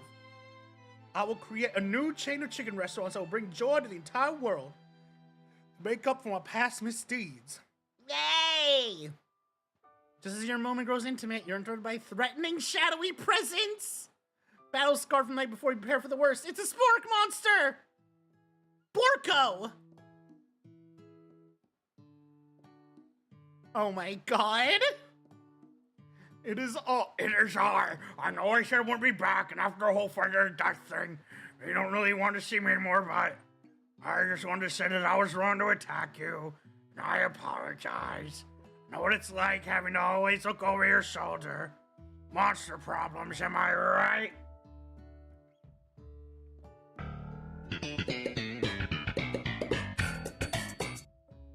Aw, thanks, Borko. I'm glad there are no hard feelings. Getting jumped by a giant creature in the dark of night can really rile a person up. I also want to apologize for the way I switched right into attack mode. I know that you're strong. Cooking school can put a person under a lot of stress. That's why I used to go to this school. I wasn't always a spork monster, you see. I don't believe it. You were human once. Well, no, I was a golden retriever. But I was still a student until one day, some mean kids with a magic spellbook cast a dark enchantment on me. And I was forever transformed. Magic spellbook? Precisely. I procured a copy for myself. Somewhere along the way I've lost it. If you find such a book, I beg of you respect it. You're a powerful chef and shouldn't rely on such dark and evil magic. No, you should be protecting the innocent from those who would cheat them through sorcery and guile. If you need me, don't fear, I will be there. Sounds like there are some bad cooks in the kitchen of life. They get together, I'm sure we can defeat them. Go back to my hideaway and we can discuss. Personal invite. I can imagine what Colonel Sanders' home must be like, but it sounds like you're about to find out. What is that picture? She's a child with a goatee! So inside Sanders' home, surrounded by his things, you start to feel a special bond with him. Looks like there's such an exciting life, Colonel Sanders. Every day can be an adventure, if approached with the right attitude. Long ago, I made the decision to never stop searching, never stop working, never stop imagining. Have you been working on any new recipes of your own lately? I once decided to talk about food and another ambitious chef. But there is something, it's just a side dish that I've been tinkering with, trying to find the right balance of flavors and textures. I'm not sure I've nailed it yet, but I'm close. I'm close. Colonel Sanders' eyes perk up as he starts to wonder what dish you might be describing. It's going to pair with something spicy or something crispy? Both, perhaps? Now that you've got him right where you want him, should you reveal your new creation to him or keep it a secret? Let's reveal it. So that you're as ready as ever be to share your original cooking with Colonel Sanders. We're going to talk yourself out of it, you decide to dive in head first. You share your lunch bag for a special dish that you've been keeping on ice all day. Present to you, my original coleslaw! I'm not a fan of coleslaw. I don't like eating cabbage. Leafy stuff, nah. The shredded cabbage dish glistens in the light of Colonel Sanders' luxe hideaway. Magnificent! Together you chow down on the creamy slaw, till just a spoonful remains in the bowl. You mind if I hold on to the last bite? I'd love to have it around so I can admire its taste later and think back on this moment. Could offer to make him more. He seems like a very sentimental kind of guy. Sure, why not? Please, make yourself comfortable. I'll be back in just a moment. Well, I said now would be the perfect time to do some snooping. Around them are various items that you can look at. Each item seems to radiate memories and emotions. That one I discovered more!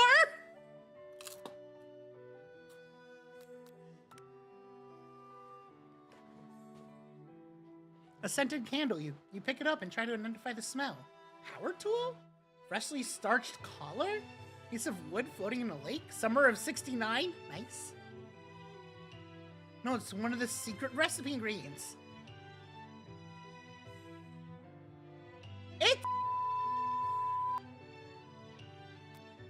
Tap on an item, discover more. Take a closer look at a large urn sitting on a nearby pedestal. There's a plaque on it. It's dusty, but when you wipe it off, it says, "Here lie the ashes of all my past careers and business failures." Poor guy. Oh my god. Adorable little baby boy crawls across the floor. From the goatee and mustache combo he sports, you figured that this must be Colonel Sanders himself.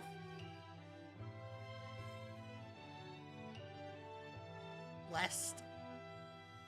That, or maybe it's a drumstick that he seems to be waving like a rattle. It's a baby picture of just themselves. I've seen who make their own face a logo of the company they founded, am I right?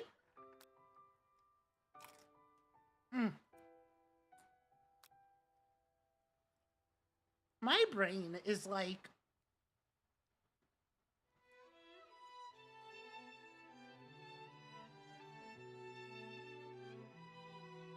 all over the place today. Oh.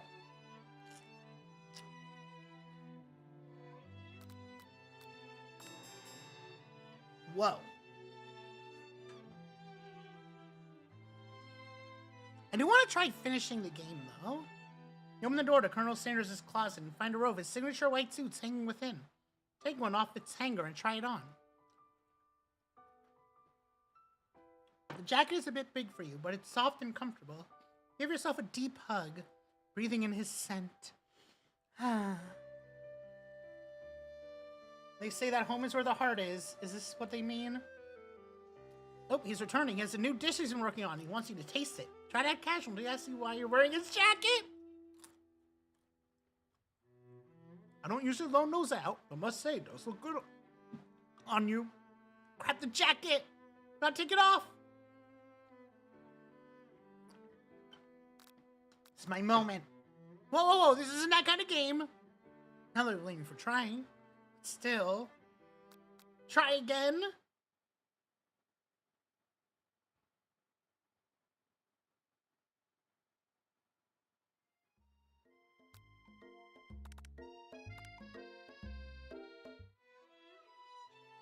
Oh? It takes you back? I mean, we can just, like, skip through.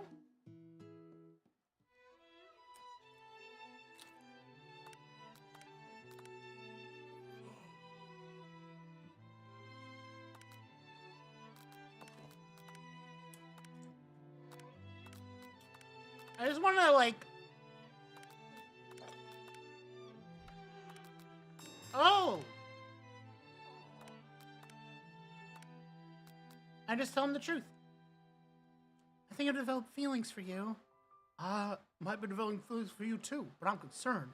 I can't let anything get in the way of my dreams. Overwhelmed, you take off his jacket and run for the door.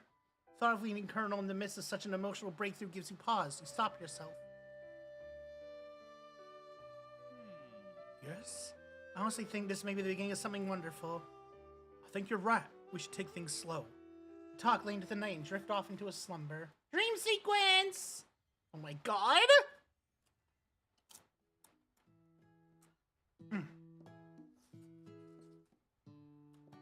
Oh.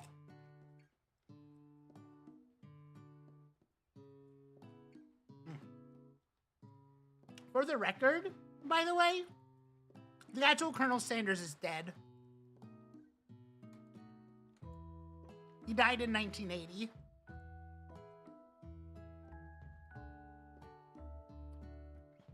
We wake to a beautiful morning in Colonel Sanders' hideaway. Did he make the right decision on how to respond to Colonel? I mean, he was born in 1890. Like, did he make the right decision on how to? Only time will truly tell. I mean, his estate must have.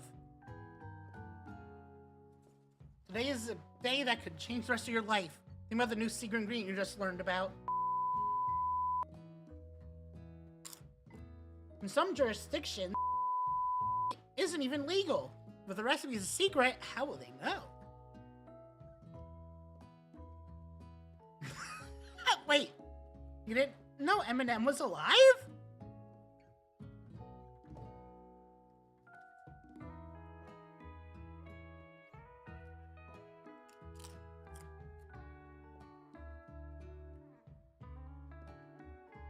Oh.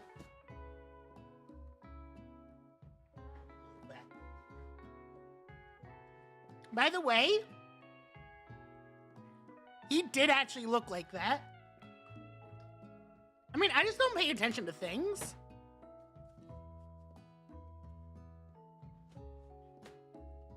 I mean, when was the last time Eminem released something? I actually don't know. Thoughts are interrupted when Colonel Sanders emerges into the room.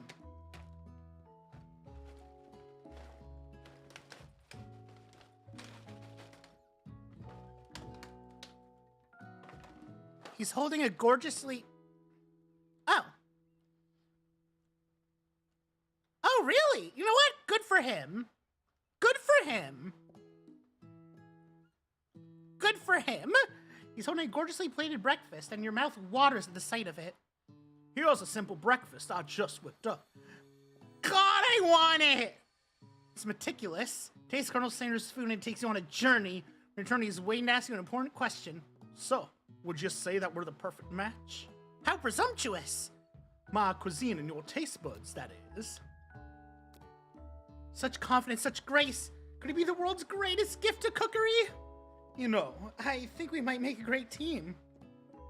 A single tear begins to pool in the corner of his eye as he gazes out the window. And with the right business partner, I know I can't fail. Business partner?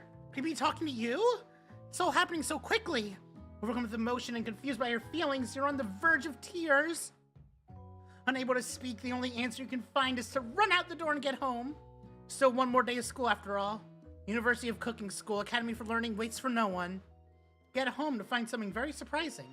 Best friend is there waiting for you. Where have you been? Because I had one heck of a night. I fucked a robot. I've been desperate to talk to you about it, but I couldn't find you. I got worried that something had happened to you. It's okay, but now that it turns out you're fine, I can finally get you up to see it on the Saga of Miriam. Sure, but you will not believe what happened to me after school yesterday. I went on a date. I think I can believe that. She is... since I've been partnered up with Clank, he asked me to go out with him. Of course, I don't. You better keep your dials turned to polite and respectful. I'm not that kind of girl. But he was just interested in spending some one-on-one time together and to know me. So I said, yeah, sure, I can get to know the little metallic guy. Long story short, he took me skydiving with his friends. Things quickly spiraled out. So, what is this game? Did you just say skydiving? That's a typical first date to go on? It's VTuber Priscilla. As if that's a typical first date to go on with a talking pressure cooker? No, I'm not really sure where we stand. Don't give Maren time to tell her whole story, however. Following up the details of your own night is just too much to bear. And I went on date too. Back to Colonel Sanders' house, where I spent the night with him. You what? Nothing happened. The emotional connection. Wowzers. We'll also support you no matter what you do. Together with your bestie, feel like you can do anything. Arrive at school, you encounter your rivals in the quad. You can tell from a distance that they're picking on Pop, though he himself might not quite grasp the fact. Me too, buddy. I was bullied in middle school, but I was too autistic to realize it. Because, you know, he's Pop. What's a swirly? It sounds delicious. Oh, it's great. I'll order you up one right away. I'll have my swirly with sprinkles, please. Sprinkles is a dog and a treat. You can get your swirly dipped too. Why don't you pick on someone your own size? I need to redo my layout. 'Cause I'm literally the biggest person at this school. There is that horse that Colonel Sanders rides to school. Who would dare pick on such a gentle and beautiful creature? Got some nerve, Iggy, suggesting I pick on a defenseless horse. Now you're twisting my words and I won't have it. Clench your fist, but the injury from yesterday's mixer accident makes you wince with pain. Doesn't look like you can go on cooking like that. Might as well just give up. I'll never give up, ever! Colonel Sanders arrives just as it appears things are close to boiling over. Yeah, horses can be very violent. Like, they will kick your ass, quite literally. Close to boiling over, a naturally intuitive person, he says that something has been going on. Right? Is everyone excited for the final day of school? Iggy, how's that hand feeling? I'm sure we'll be back in fighting form by this afternoon. Aren't you concerned about my hands, Colonel? Yes, I almost broke a nail winning so hard. Technically, I don't believe a winner was decided, but your presentation was quite impressive. What's he doing complimenting her? What about the flavor of my delicate, warm, gooey chocolate sauce? It was clear that you're passionate about how your food is received. It's a lot of words to say it was bland. Excuse me, I'm more than capable enough to speak for myself. Maybe you could... Lux! Hi, Lux! Lux, the hamster, the mouse. Hi! Hello! Hello! How are you doing, Lux? How was Avowed? For those of you who don't know, I'm Iggy, former servant of the Yggdrasil. We are currently dating Colonel Sanders. This game is wild. How was it? Proof?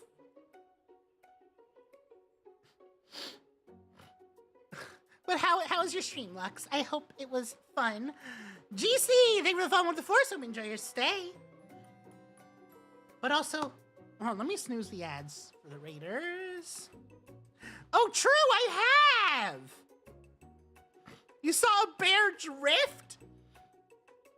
Multi-track drifting! Holy shit! Excuse me, I have to just like...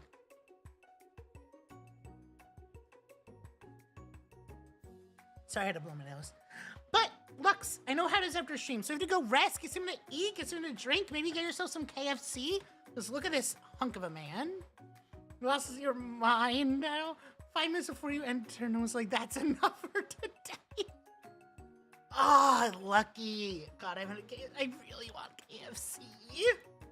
That is based of you. And for every stream I saw today where a game went absolutely insane with 2 nickels. Now, this game has been wild. Oh, yeah, I know how it is after stream, so gotta rest. Do whatever. I super appreciate you sending your hamsters, your mouses over my way. I give you a kiss. Mwah! Maybe you tell me more of your thoughts as we walk into class, Colonel. I'm always interested in discussing the fine art of fine foods. See you inside, Iggy. Annoyed by Colonel Sanders' inability. Thank you, Lux. To see Ashley for who you know she really is, you walk across the quad to get some distance. In an attempt to distract yourself from how slighted you feel by that interaction with Ashley, take out the spell book you recovered yesterday and start flipping through the pages. Whoa, what's that book? It looks like bad news. It's just something I found lying around. It would appear to be some sort of grimoire, but I don't really believe in that magic stuff. A grimoire? Like a book of spells? I don't know. Who would spend so much time decorating a magic book if it weren't really powerful? I can think of one surefire way to find out. You open to a page covered with arcane warnings.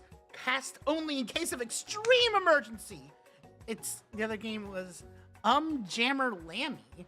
She knows an anxious girl in a band. So Bochi. But then the third stage uses a baby as a guitar, while another baby sings out wetting the bed and an auto-tuned centipede repeats the same line every... What? Who the fuck was playing that? I could use this spell here that says it will erase... Wait, today?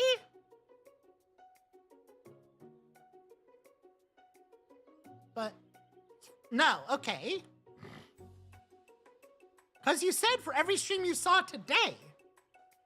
Anyways, I can use a spell here that says it will erase anyone I choose from all of my memories. If I scrub out Colonel Sanders, it would probably help me focus better on the upcoming final exam. Oh, got it. That is way too drastic. Couldn't you do something else? Like anything else? Not rooting dark magic? Maybe tie a string around your finger?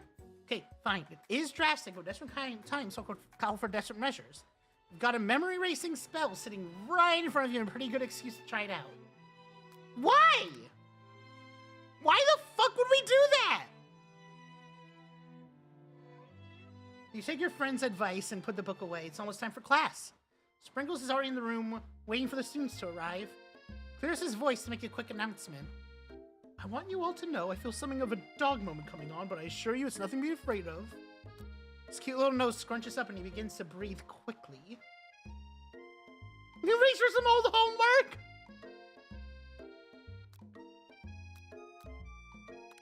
Sprinkles stops in his track. He focuses in on the window. The room is deadly silent. When you follow his gaze, you see a tiny orange squirrel. Orange squirrel? Is that actually are there orange squirrels? Oh. Well, they're more red, but like, huh. There kind of are. Neat.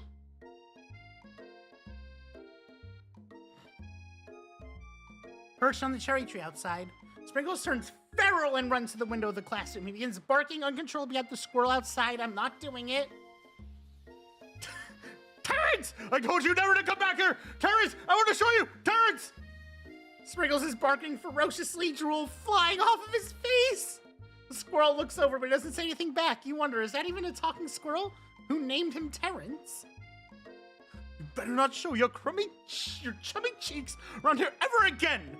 After Sprinkles is satisfied that his presence has been felt by not only Terrence, but any other squirrel in hearing distance, he returns to his professional tone. I apologize for the outburst. This actually brings up an important point. Thank you, Iggy, for reminding me to dole out this indispensable bit of wisdom. You see, before we go any further, Miriam's love drama spills over into the class. Sprinkles is interrupted by whirs and sparks coming from the back of the room. I told you to save it for after class! Bzz, bzz.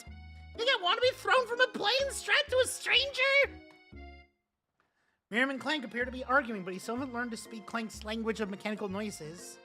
But no, you had to show off to your cool kid friends, Jeff and John, J&J forever. Watch us from a triangle in midair as we descend. Triangles are the strongest shape, don't you know? Rhombus. Bzzzt, bzzzt. Yeah, well that doesn't make it a great date. And take Jeff and John with you. You can all hold hands as you pedal down the mountain or off a cliff for all I care. Sad beep. Clank begins to shudder. Steam pours out of the gaps in his panels. Then a loud ding stops him in his tracks. Zzz. No amount of seasoning is gonna make me want to eat that, Clank. Oh, Clank burps out a completely deep-fried sneaker. Since he himself has wheels, not feet, it's not entirely clear where it came from. Turns a deep-fried footwear. Deep friend footwear, excuse me. Guess it looks okay. Clank slowly rolls out of the room to be alone with his shoe. Everyone tries to pretend like they didn't see that entire thing go down. Nothing like a loud public breakup to cast a pall over the final day of school. Well, that was unfortunate. Though I mustn't be distracted from what lies ahead. The final competition showdown challenge exam. I'm still working on the title. I think you get it. Test time approaches. See you all in the arena. But before you can think about your upcoming competition, there's a very beautiful soul nearby in need of a pep talk. Hey, Miriam, are you okay? Okay, I'm so bad I can smash a tiny mug, spilling several droplets of hot cocoa all over the floor. How could he embarrass me in class like that in front of everyone?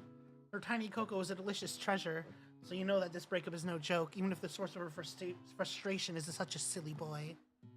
I know that you know this, so I'm going to say it out loud. You don't need anyone. Me and you, we're going to cruise through this final test and hit the carpool lane to Success City. Okay, so Jamie Lamy has 7 stages. Only the first 6 are available on easy mode because fuck you. And the control second stage, Lamy helps firefighters by using the horse like a guitar. 4th stage, Lamy accidentally ends up flying a plane by using the controls like... Alright, sure, why not? Miriam brightens up, imagining the wind rushing through her short bangs. Well, she hesitates to embrace the feeling all the way. You're not going to saddle up on Colonel Sanders' stallion and ride off into the sunset with me? Of course not. Well, maybe, sorta, but I'm sure there's a pony out there with your name on it and a ranch big enough for both of us. And whoever else we need along the way. If it's not Pop or Clank, or anyone else you meet today, tomorrow, or this whole year, so what? You're a special person who shouldn't settle for the first someone to show a little interest anyhow. Miriam gives you a big hug and wipes the tears from her cheeks.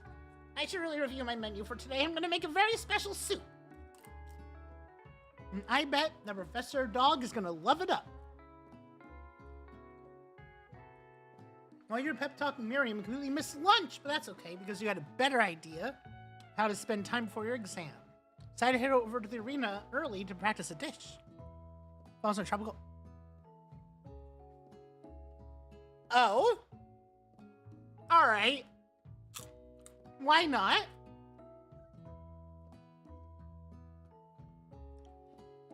Oh. This is it. The location of your final challenge. A test of will, a test of courage, a test of talent. And a chance. The third. Okay. And a chance to beat the pants off of Van, the supposed man, and his eviler counterpart, A.R. Ashley. Has planned to begin to run through a quick test of a recipe you've been working on. Iggy's famous chicken pot pie. Practicing for months making this dish comes second nature to you, and you're able to quickly get a fresh pot pie in the oven. As soon as you do, your cram session is interrupted by Colonel Sanders. Iggy, what are you doing here? There's still time before the final exam. Oh, just taking it all in. I'm big into visualizing success. I'm looking at my station and picturing victory. The pot pie has begun to bake, and the smell is slowly filling the space around you. Visualizing, huh? That's too bad. I was hoping you were here cooking something delicious. You usually happily share your food with anyone who is hungry, but the last thing to let Colonel Sanders get in your head costs you a cook-off. You decide that it's time to put your cooking above your roommate, your romantic desires, so that decision gets hard to stick to when the oven timer goes off behind you. Ah, fess up. Okay, you got me. I'm doing a little bit more than visualizing. I know. My nose can smell pot pie from 400 yards. That's an oddly specific distance, but you said nothing less from such an oddly specific man. You knew it was a pot pie from just the smell? Not just a pot pie, but a chicken pot pie with an all-butter crust. My nose is telling me something else. Oh no, is it burning? No, I can smell it's made with a heaping helping of TLC. We're gonna get high. But it'll probably stop burning every second it'll pull it out. I want the truth. Han?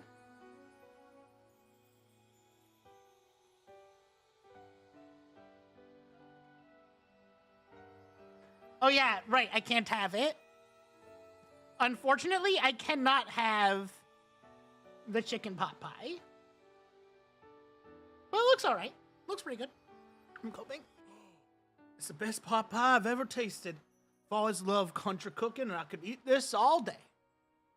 There's no time left. The final showdown's about to begin. Sprinkles lays down the ground rules. There are no rules, that is, except to cook. With everything you've got. You step up for the cook-off of a lifetime. You decide that mac and cheese plus the pot pie you've been practicing are just the dishes that you'll pull over to the edge to victory. God, I want KFC! Meanwhile, both Van Van and Ashley are prepping wildly elaborate dishes for their usual over-the-top selves. Miriam has her giant magnifying glass and several sets of tweezers. She's definitely prepared to go big, going small. Colonel Sanders seems to be harnessing his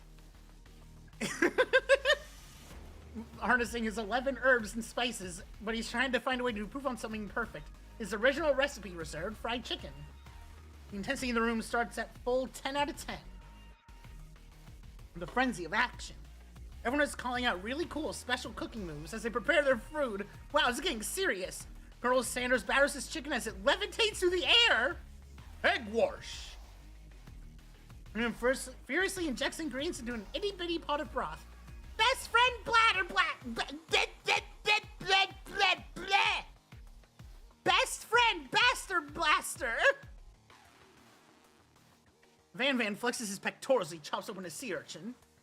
The bladder blaster. Let's rock and roll. Actually scoops her pastries off the tray with lightning speed. Shallow personality spatula. Even Clank gets in on it. 5 dial pressure point cook chicken cooking technique. Yeah, I'm pretty sure I said bladder blaster. Wait, when did Clank learn to speak English? It's the singularity as we foretold. We mustn't let it happen or the appliance uprising will take us all. Self-destruct. Van Van quickly unplugs Clank and rolls him out the back door of the arena. What? As he frantically prepares her dish, he knows that Ashley has her spell book out. She's gonna use some dark magic to turn the tide. Gotta book your own, and you're desperate not to see her win another battle. Should you take this opportunity to fight magic with magic, even if it's almost certainly evil magic? Do it the hard way. When he's magic, we've got passion. Do it the hard way. Colonel Sanders sees that you've chosen to win on your own terms, and he gives you a subtle wink from across the room. I believe in you, Iggy. Miriam notices too. And I've always believed in you, Iggy. Since we were little kids, I'm your best friend forever. Turn to notice that Miriam is at your station cheering for you. Miriam, what about your dish? If you're cheering, who's cooking? Tiny food, short cooked, I'm actually already done. So I thought I'd help you. Oh, that's sweet, but you can toss a handful of spices directly into her boiling noodles. It's the secret ingredient! However, she doesn't know that you lied and the ingredient was made up, and we're the ones she get Eye of Newt from! The boiling pot explodes, sending Miriam flying backwards. The watery noodles begin to swirl in the air. Wait. Oh, for the Popeye has noodles? Bubbling up into a dark cloud that thickens and congeals before your eyes. It is I, Steve, the spork monster. Steve, I'm the Porco. You're not here to battle me, are you? These spork monsters are many. I think Porco had the day off. But you have conjured Steve, and I hate to battle. So I'd say you're doing pretty all right. Oh, hey, you're in the middle of cooking competition? I love this stuff. It's better than TV. You crazy kids with your culinary skills really impress me. Mind if I hang out? I'm sorry, Steve, but I'm kind of in the middle of something. Do you mind? Aww. Steve the Spork Monster notices that you've got the grimoire stashed beneath your cooking station. I see what you're up to. Crisscross the magical items. Accidentally summoned me, huh? Yeah, you guessed it, sorta. You're here. Would you mind tossing some fresh noodles in a pot of salted water? I'd love to. I've always wanted to be a top chef, actually. No, when I was just a little spork pup back in the old country. You can feel the Spork Monster winding up to tell a very long and involved story.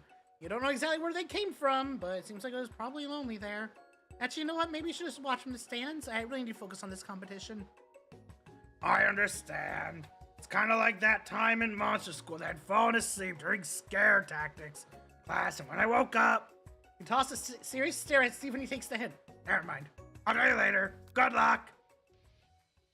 Summon extra power from deep within yourself. I can do this. I have what it takes. I came here to win. Your hair turns mac and cheese orange.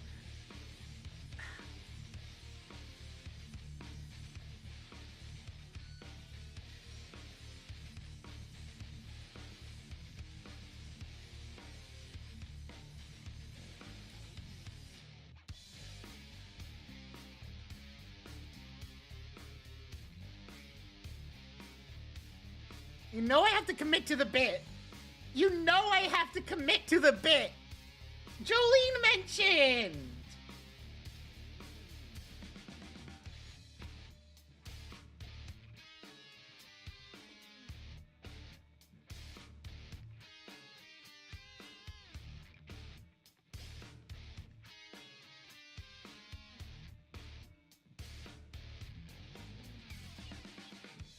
Yeah, I'm going Super Saiyan.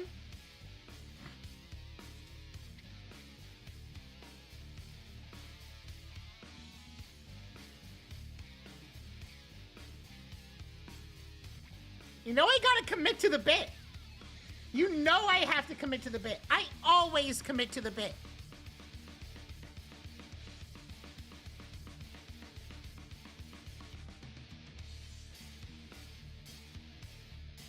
Why do you sound disappointed?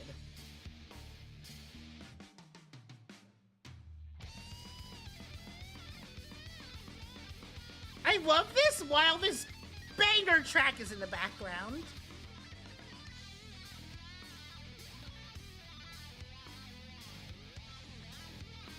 That's true, and it was fun, right?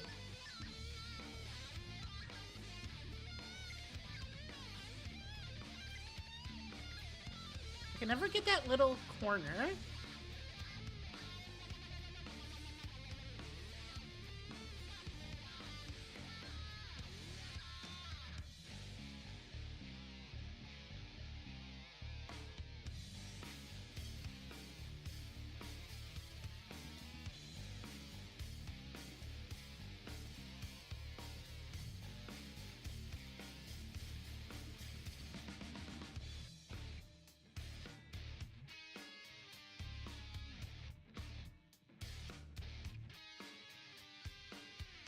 Oh, got it.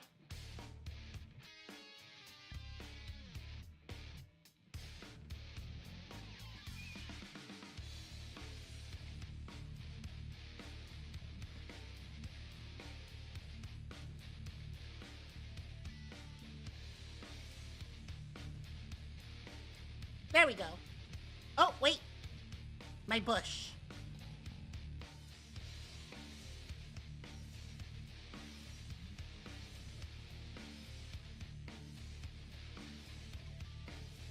There we go.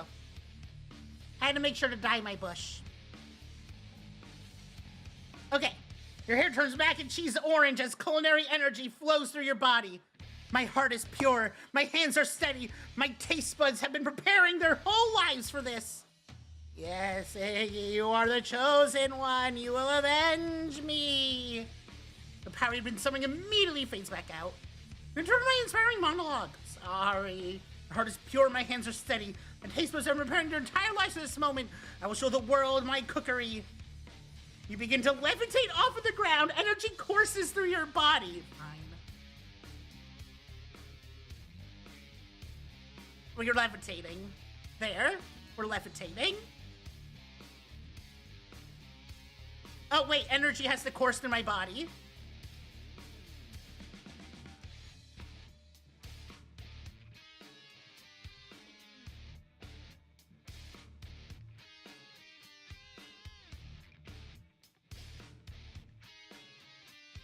Oh, wait. No, it should be this.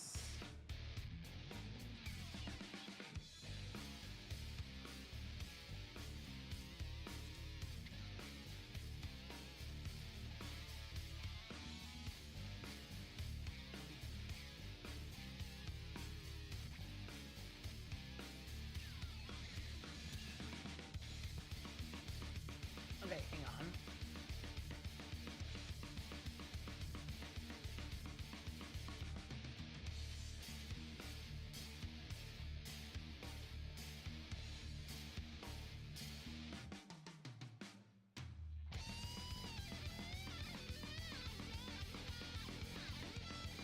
There we go. Alright, we're powered up. You know that with this power, you can do anything. Except for that time, which would be super useful because while you're powering up, your chicken pot pie overcooked in the oven and can't be served. But don't worry, Iggy, you may have suffered some setbacks, but all is not lost. First through fortitude, Colonel Sanders decides you've earned his support. I'm watching you today, and I must say I'm truly impressed. You're thinking on your feet and rolling with the punches. Steps up to your station and stands right beside you. I'm here to help. I managed to make his mac and cheese, and time is almost up, so you're gonna need it. Colonel Sanders, what about the test? What happened to you? What about the rules? Following the rules has never really been my thing. I follow my heart. What a guy. Colonel Sanders unfolds a delicate white towel to reveal the most delicious fried chicken tenders you've ever laid your eyes on. Besides, sometimes unexpected combinations have surprising effects that surpass their individual efforts. You suggesting? We combine forces, we can form the perfect food union. Time's up, students. With time expired, it's the moment everyone has been waiting for. Must now prepare to present your dishes. A handful of students stand tall, but the class seems incomplete. Seems...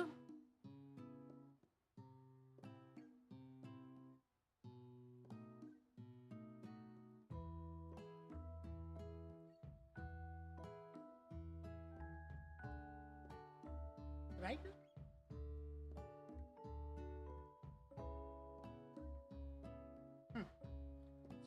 Pop? Clank? From off screen you hear a pure and innocent giggle that can only come from one student. I'm flying. Sounds like coming from that broom closet over there. Miriam, would you mind? Inside the closet you see Pop hanging on a broom hook by the elastic of his underpants. Pop, get down from there right now. Let me guess, did Van have something to do with this? When someone asks for a wedgie, who am I to refuse? I thought a wedgie was a salad. Looks like Pop is eliminated from the challenge, seeing how he didn't cook anything. I can't feel my legs, may I be excused? Sure. You kids and your pranks, I must say it's not the worst prank in UCSAL history, but it's not exactly yearbook material. Wait a second. Pranks. Clank! Where did that pressure cooker roll off to? You wait to hear a signature whir, beep, or other onomatopoeia, but there's none. Somehow he must have gotten unplugged. I guess we'll have to figure that out later. That leaves only 4 remaining. Yeah, he was gonna fucking self-destruct. 4 remaining students, please collect your final projects. Yes, it has been a long semester. Wow, 3 whole days long. After days of hard work, the time has come for me to eat. Miriam, please step forward. Now describe your dish. I've made... That's adorable! Tender udon noodles and savory soup. My word, it's so delicate. Is that a teeny tiny Naruto maki I spy afloat in this itsy bitsy bowl? Yes, chef. Please, call me Sprinkles. Chef is my father's name.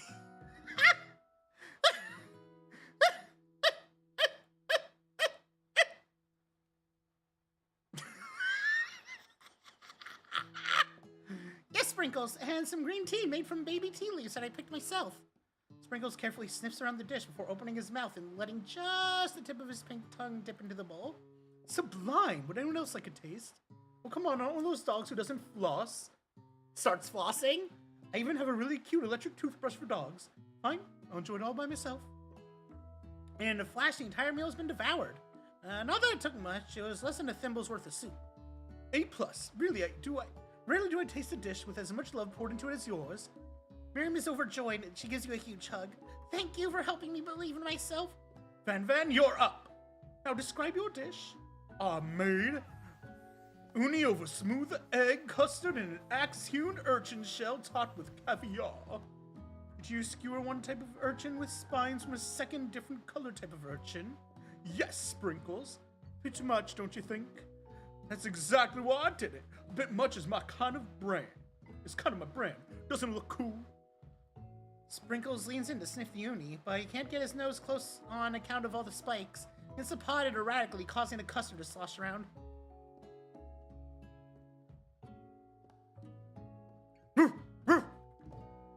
Please be gentle with my cuisine. Finally, Sprinkles goes all in, tongue first, but he can't get past all the needles. He reels... Not a puppy! Shut up! Reels back his tongue as his tongue is poked and prodded. Ouch! My tongue! Professor appears to be having an allergic reaction to the sting. I can't eat this. I keep poking my tongue. Disqualified. Stunning turn of events. Who would have thought that serving food in a bowl made of needles would make it difficult to eat? Dejected, Van Van does not go gentle into the night. Disqualified for glamour? Don't discount simplicity. This isn't the last you've heard of me. Before forcing us to endure his swollen tongue for another moment, Sprinkles graciously laps up a bowl of milk. I know, yeah, I'm a dog and I can't drink milk. Get over it. Sometimes hope's calling my agitated tongue. Next student, Ashley. It's time to step up. Now describe your dish. I made orange blossom Turkish delight in a light rosewater syrup topped with fresh meringue and connected by sugar glass. That actually doesn't sound too bad. Indeed, it's quite delightful. However, I'd ask that you please refrain from eating it or attempting to taste it in any way. It's very fragile, meant to be a display piece. Don't eat the food? At a cooking school? Got toast in your ears or something? I told you, it's a display piece. Actually, I must say it is beautiful. However, this is a cooking competition at a cooking school. Yeah, which is why I cooked it. And did extremely good job cooking it, too. I didn't realize they were having an eating exam. If I wanted to be judged on eating, I'd go to the College of Eating, School for the Hungry. I suppose you could smell it if you absolutely insisted, but don't breathe too hard. You might disrupt the sugar spiral. The food cannot be eaten, it cannot be judged. You are disqualified. Rage overtakes Ashley, and she finally cannot keep her two-faced routine up. You wouldn't know high-end cuisine if it cooked you! With that, Ashley storms off to rededicate herself to being the best. This is without being shackled by trying to be fake nice and liked by everyone. This isn't the last you've heard of me, either. This class gets much smaller. I'll be teaching myself. You and Colonel Sanders, the final cook, step up together. Two chefs? Will begin as a... God, I want mac and cheese. Begin as a bowl of delicious mac and cheese, so it becomes something else. I'm gonna nut. Yeah, your point? I love mac and cheese, okay? KFC's mac and cheese goes hard. He examines it closely, sniffing and eyeing the bowl. Uh-oh, I don't have a good feeling about this. Somewhere in the room, a literal drum roll plays? Just when I thought I've seen everything in this kitchen, you give me this thing. And completely blow me away. My 49, oh wait, that's 7. Dog years of life, I've never tasted anything so delicious and perfectly balanced. So delicious, in fact, that everyone passes the class. You pass, and you pass, and you get a pass. I don't want them to pass. Fuck that. Everyone gathers around and partakes of the mac and cheese. God, I want it. Mac and cheese, well, they all seem to transcend this reality into another dimension. You win. The other you and Sanders have made a new menu item. The menu item is so impressive, even the Van Van and Ashley are drawn back in nice magnetic fragrance. You guys want your mac and cheese bowl? They admit that you are indeed an excellent chef. Sprinkles declared that you have passed. Everyone has passed. There were supposed to be more battles, but come on. How can they be better than this one? Another school year is complete and everyone has graduated. Students return for one last assignment to get their groove on. I'm keeping the backlight. I'm keeping it. Do I keep it, chat? I'm keeping it.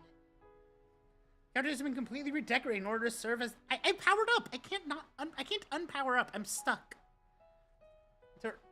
In order to serve as the site of the school's graduation dance. Yeah, literally. I think it's bullshit. I don't want Ashley and Van Van to pass, and Pop should not be a cook. Hi, Kazakh. Under the massive high-tech cooking arena, the humble decor seems downright cute and cozy. Wait. Yeah, he's sitting there for a week and died. DJ Dog is in the house. Oh no. It's a club thing. It's a club thing, not a dog thing. It's not a dog thing. It's a club thing. They go, bring on the house or whatever.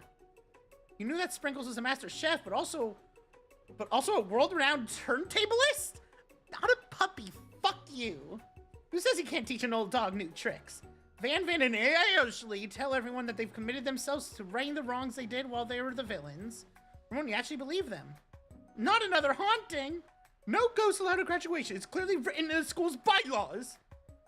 Oh, I was never actually a ghost. It was all a trick to get you to finally notice me. Oh, amusing. Now that everyone's together, it's the Spork Monster. He's totally mellowed out. Everyone, the Spork Monster is no more. From here out, I prefer that everyone refer to me by my new name, Party Monster. Nah, her fit was very gender. Student tries. I love how his name was just Student. Tries to finish what he had to say, but everyone is too wrapped up talking to Party Monster. Dejected, Student walks off. Cute! God, that outfit is cute. Maybe things didn't work out for Miriam romantically, but she found a love in her cooking, and you know she's gonna do great. Red carpet rolls out across the floor of the ballroom. It's like a Hollywood movie premiere. Who could command such an entrance? It's Pop! He's arrived late to the dance, but apparently for good reason. On the carpet, you see perched atop his dirty chef's hat. A crown? Welcome back, Pop. Now you want to complete the final exam and accept your diploma, so we had a mail directed to your father. Fair knows the least we could do for the school's dean. Ah. Got it. Oh, now I get it. And we get a new wing on the school, not to mention the honor of educating the son of the Chancellor of such and such. I was gonna go like such. The music at the dance is interrupted by a sound of sparking and electrical hissing. It's Clank! Clank, who has arrived late to the dance. Now that I have graduated. Yeah, no, fuck it. Now that I have graduated, I can reveal my truth. Whoa, he's still doing the talking thing. I am Clank, and I am not of this earth. I am actually from a faraway planet in another dimension. What? What? What? I actually feel like I knew it this whole time. Now that I have learned the ways of your kind, I must return. Miriam, will you come with me? I don't know what to say. Besides, no, obviously. I just want to learn who I really am. Isn't it time for me to devote my life to figure out who you are, Clank? Blown away by Miriam's maturity. So it's clear that she has managed to surpass you in that regard. I understand. Kind of. Humans are weird. Portal opens up and Clank disappears through it. Why the fuck not? Finally, Colonel Sanders arrives. Howdy, classmates. It's like the first day you met him, he has come prepared to feed the entire class. However, it's not enough to just give them a bucket of chicken. This time it's a full meal. I want it. I didn't get to be the most famous chicken man in the history of Chicken and Man by not reminding people to go out and buy my chicken. Oh my god. I mean, it worked. I want it. No, it's not the end. As everyone feasts on their delicious chicken dinner, Colonel Sanders finds you sitting at the edge of the dance floor. I need to power down.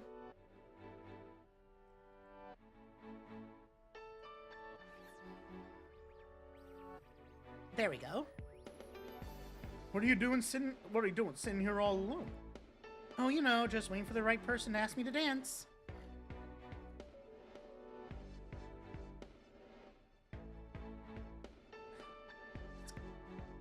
You know what? You're right. I am important. I wonder, might you tell me what are the qualities you expect to find in such a lucky person? Off the top of my head, oh, I don't know, a spicy musk, a tiny goatee, and a degree from the University of Cooking School Academy for Learning, just to name a few. It truly is my lucky day. Would you dance with me? Yes, I would love to. As you glide across the dance floor, hand in hand with Colonel Sanders, the future stretches out in front of you. And once my 100th franchise is up and running, I'll be ready to take a day off, and I'll be glad to spend it together with you, Iggy. How sweet, we'll work together and play together. Colonel Sanders stops dead in his tracks. Work together? Well, I think this is something I'll just need to do by myself. But who'll help you run your restaurants? I don't believe I need help. Besides, wasting time at school here, you think running restaurants is the best path forward? Could it be? You found a love connection but failed to earn Colonel Sanders' respect as a chef? Can you live with only half of him? Would endure sharing him with his other love, the life of an entrepreneur? I suppose I can enroll at a pastry school. Oh, my dear Iggy, I'm sure that you'll find your place eventually. And along the way, you'll have me by your side. The end. We take those. You know what? We spend our life with Colonel Sanders. We take those. We take those. Don't mind the chicken cawing in the back. Do not mind it. Oh my god, it's loud.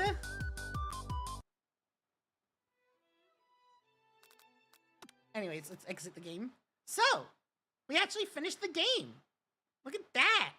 All in one stream. Yippee! That was an experience, to say the least. That was one of the dating sims of all time. I'm horrified. Fair. But, yeah.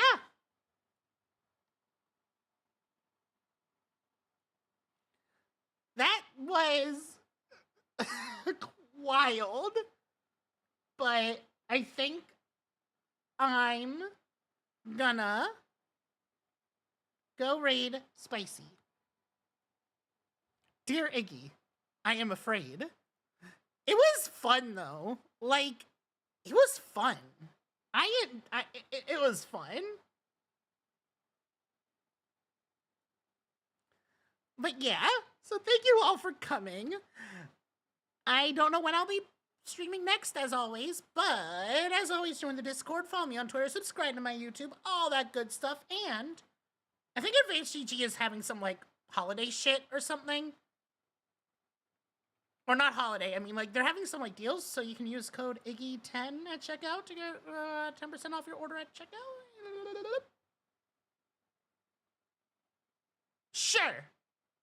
I will hop in a VC. Yeah. But yeah. As always, have a good evening. I am going to retract my roots from your heart. And I will catch you all next time. Bye-bye. I really need, like, an ending screen. I really need an ending screen. I'll get one. Bye!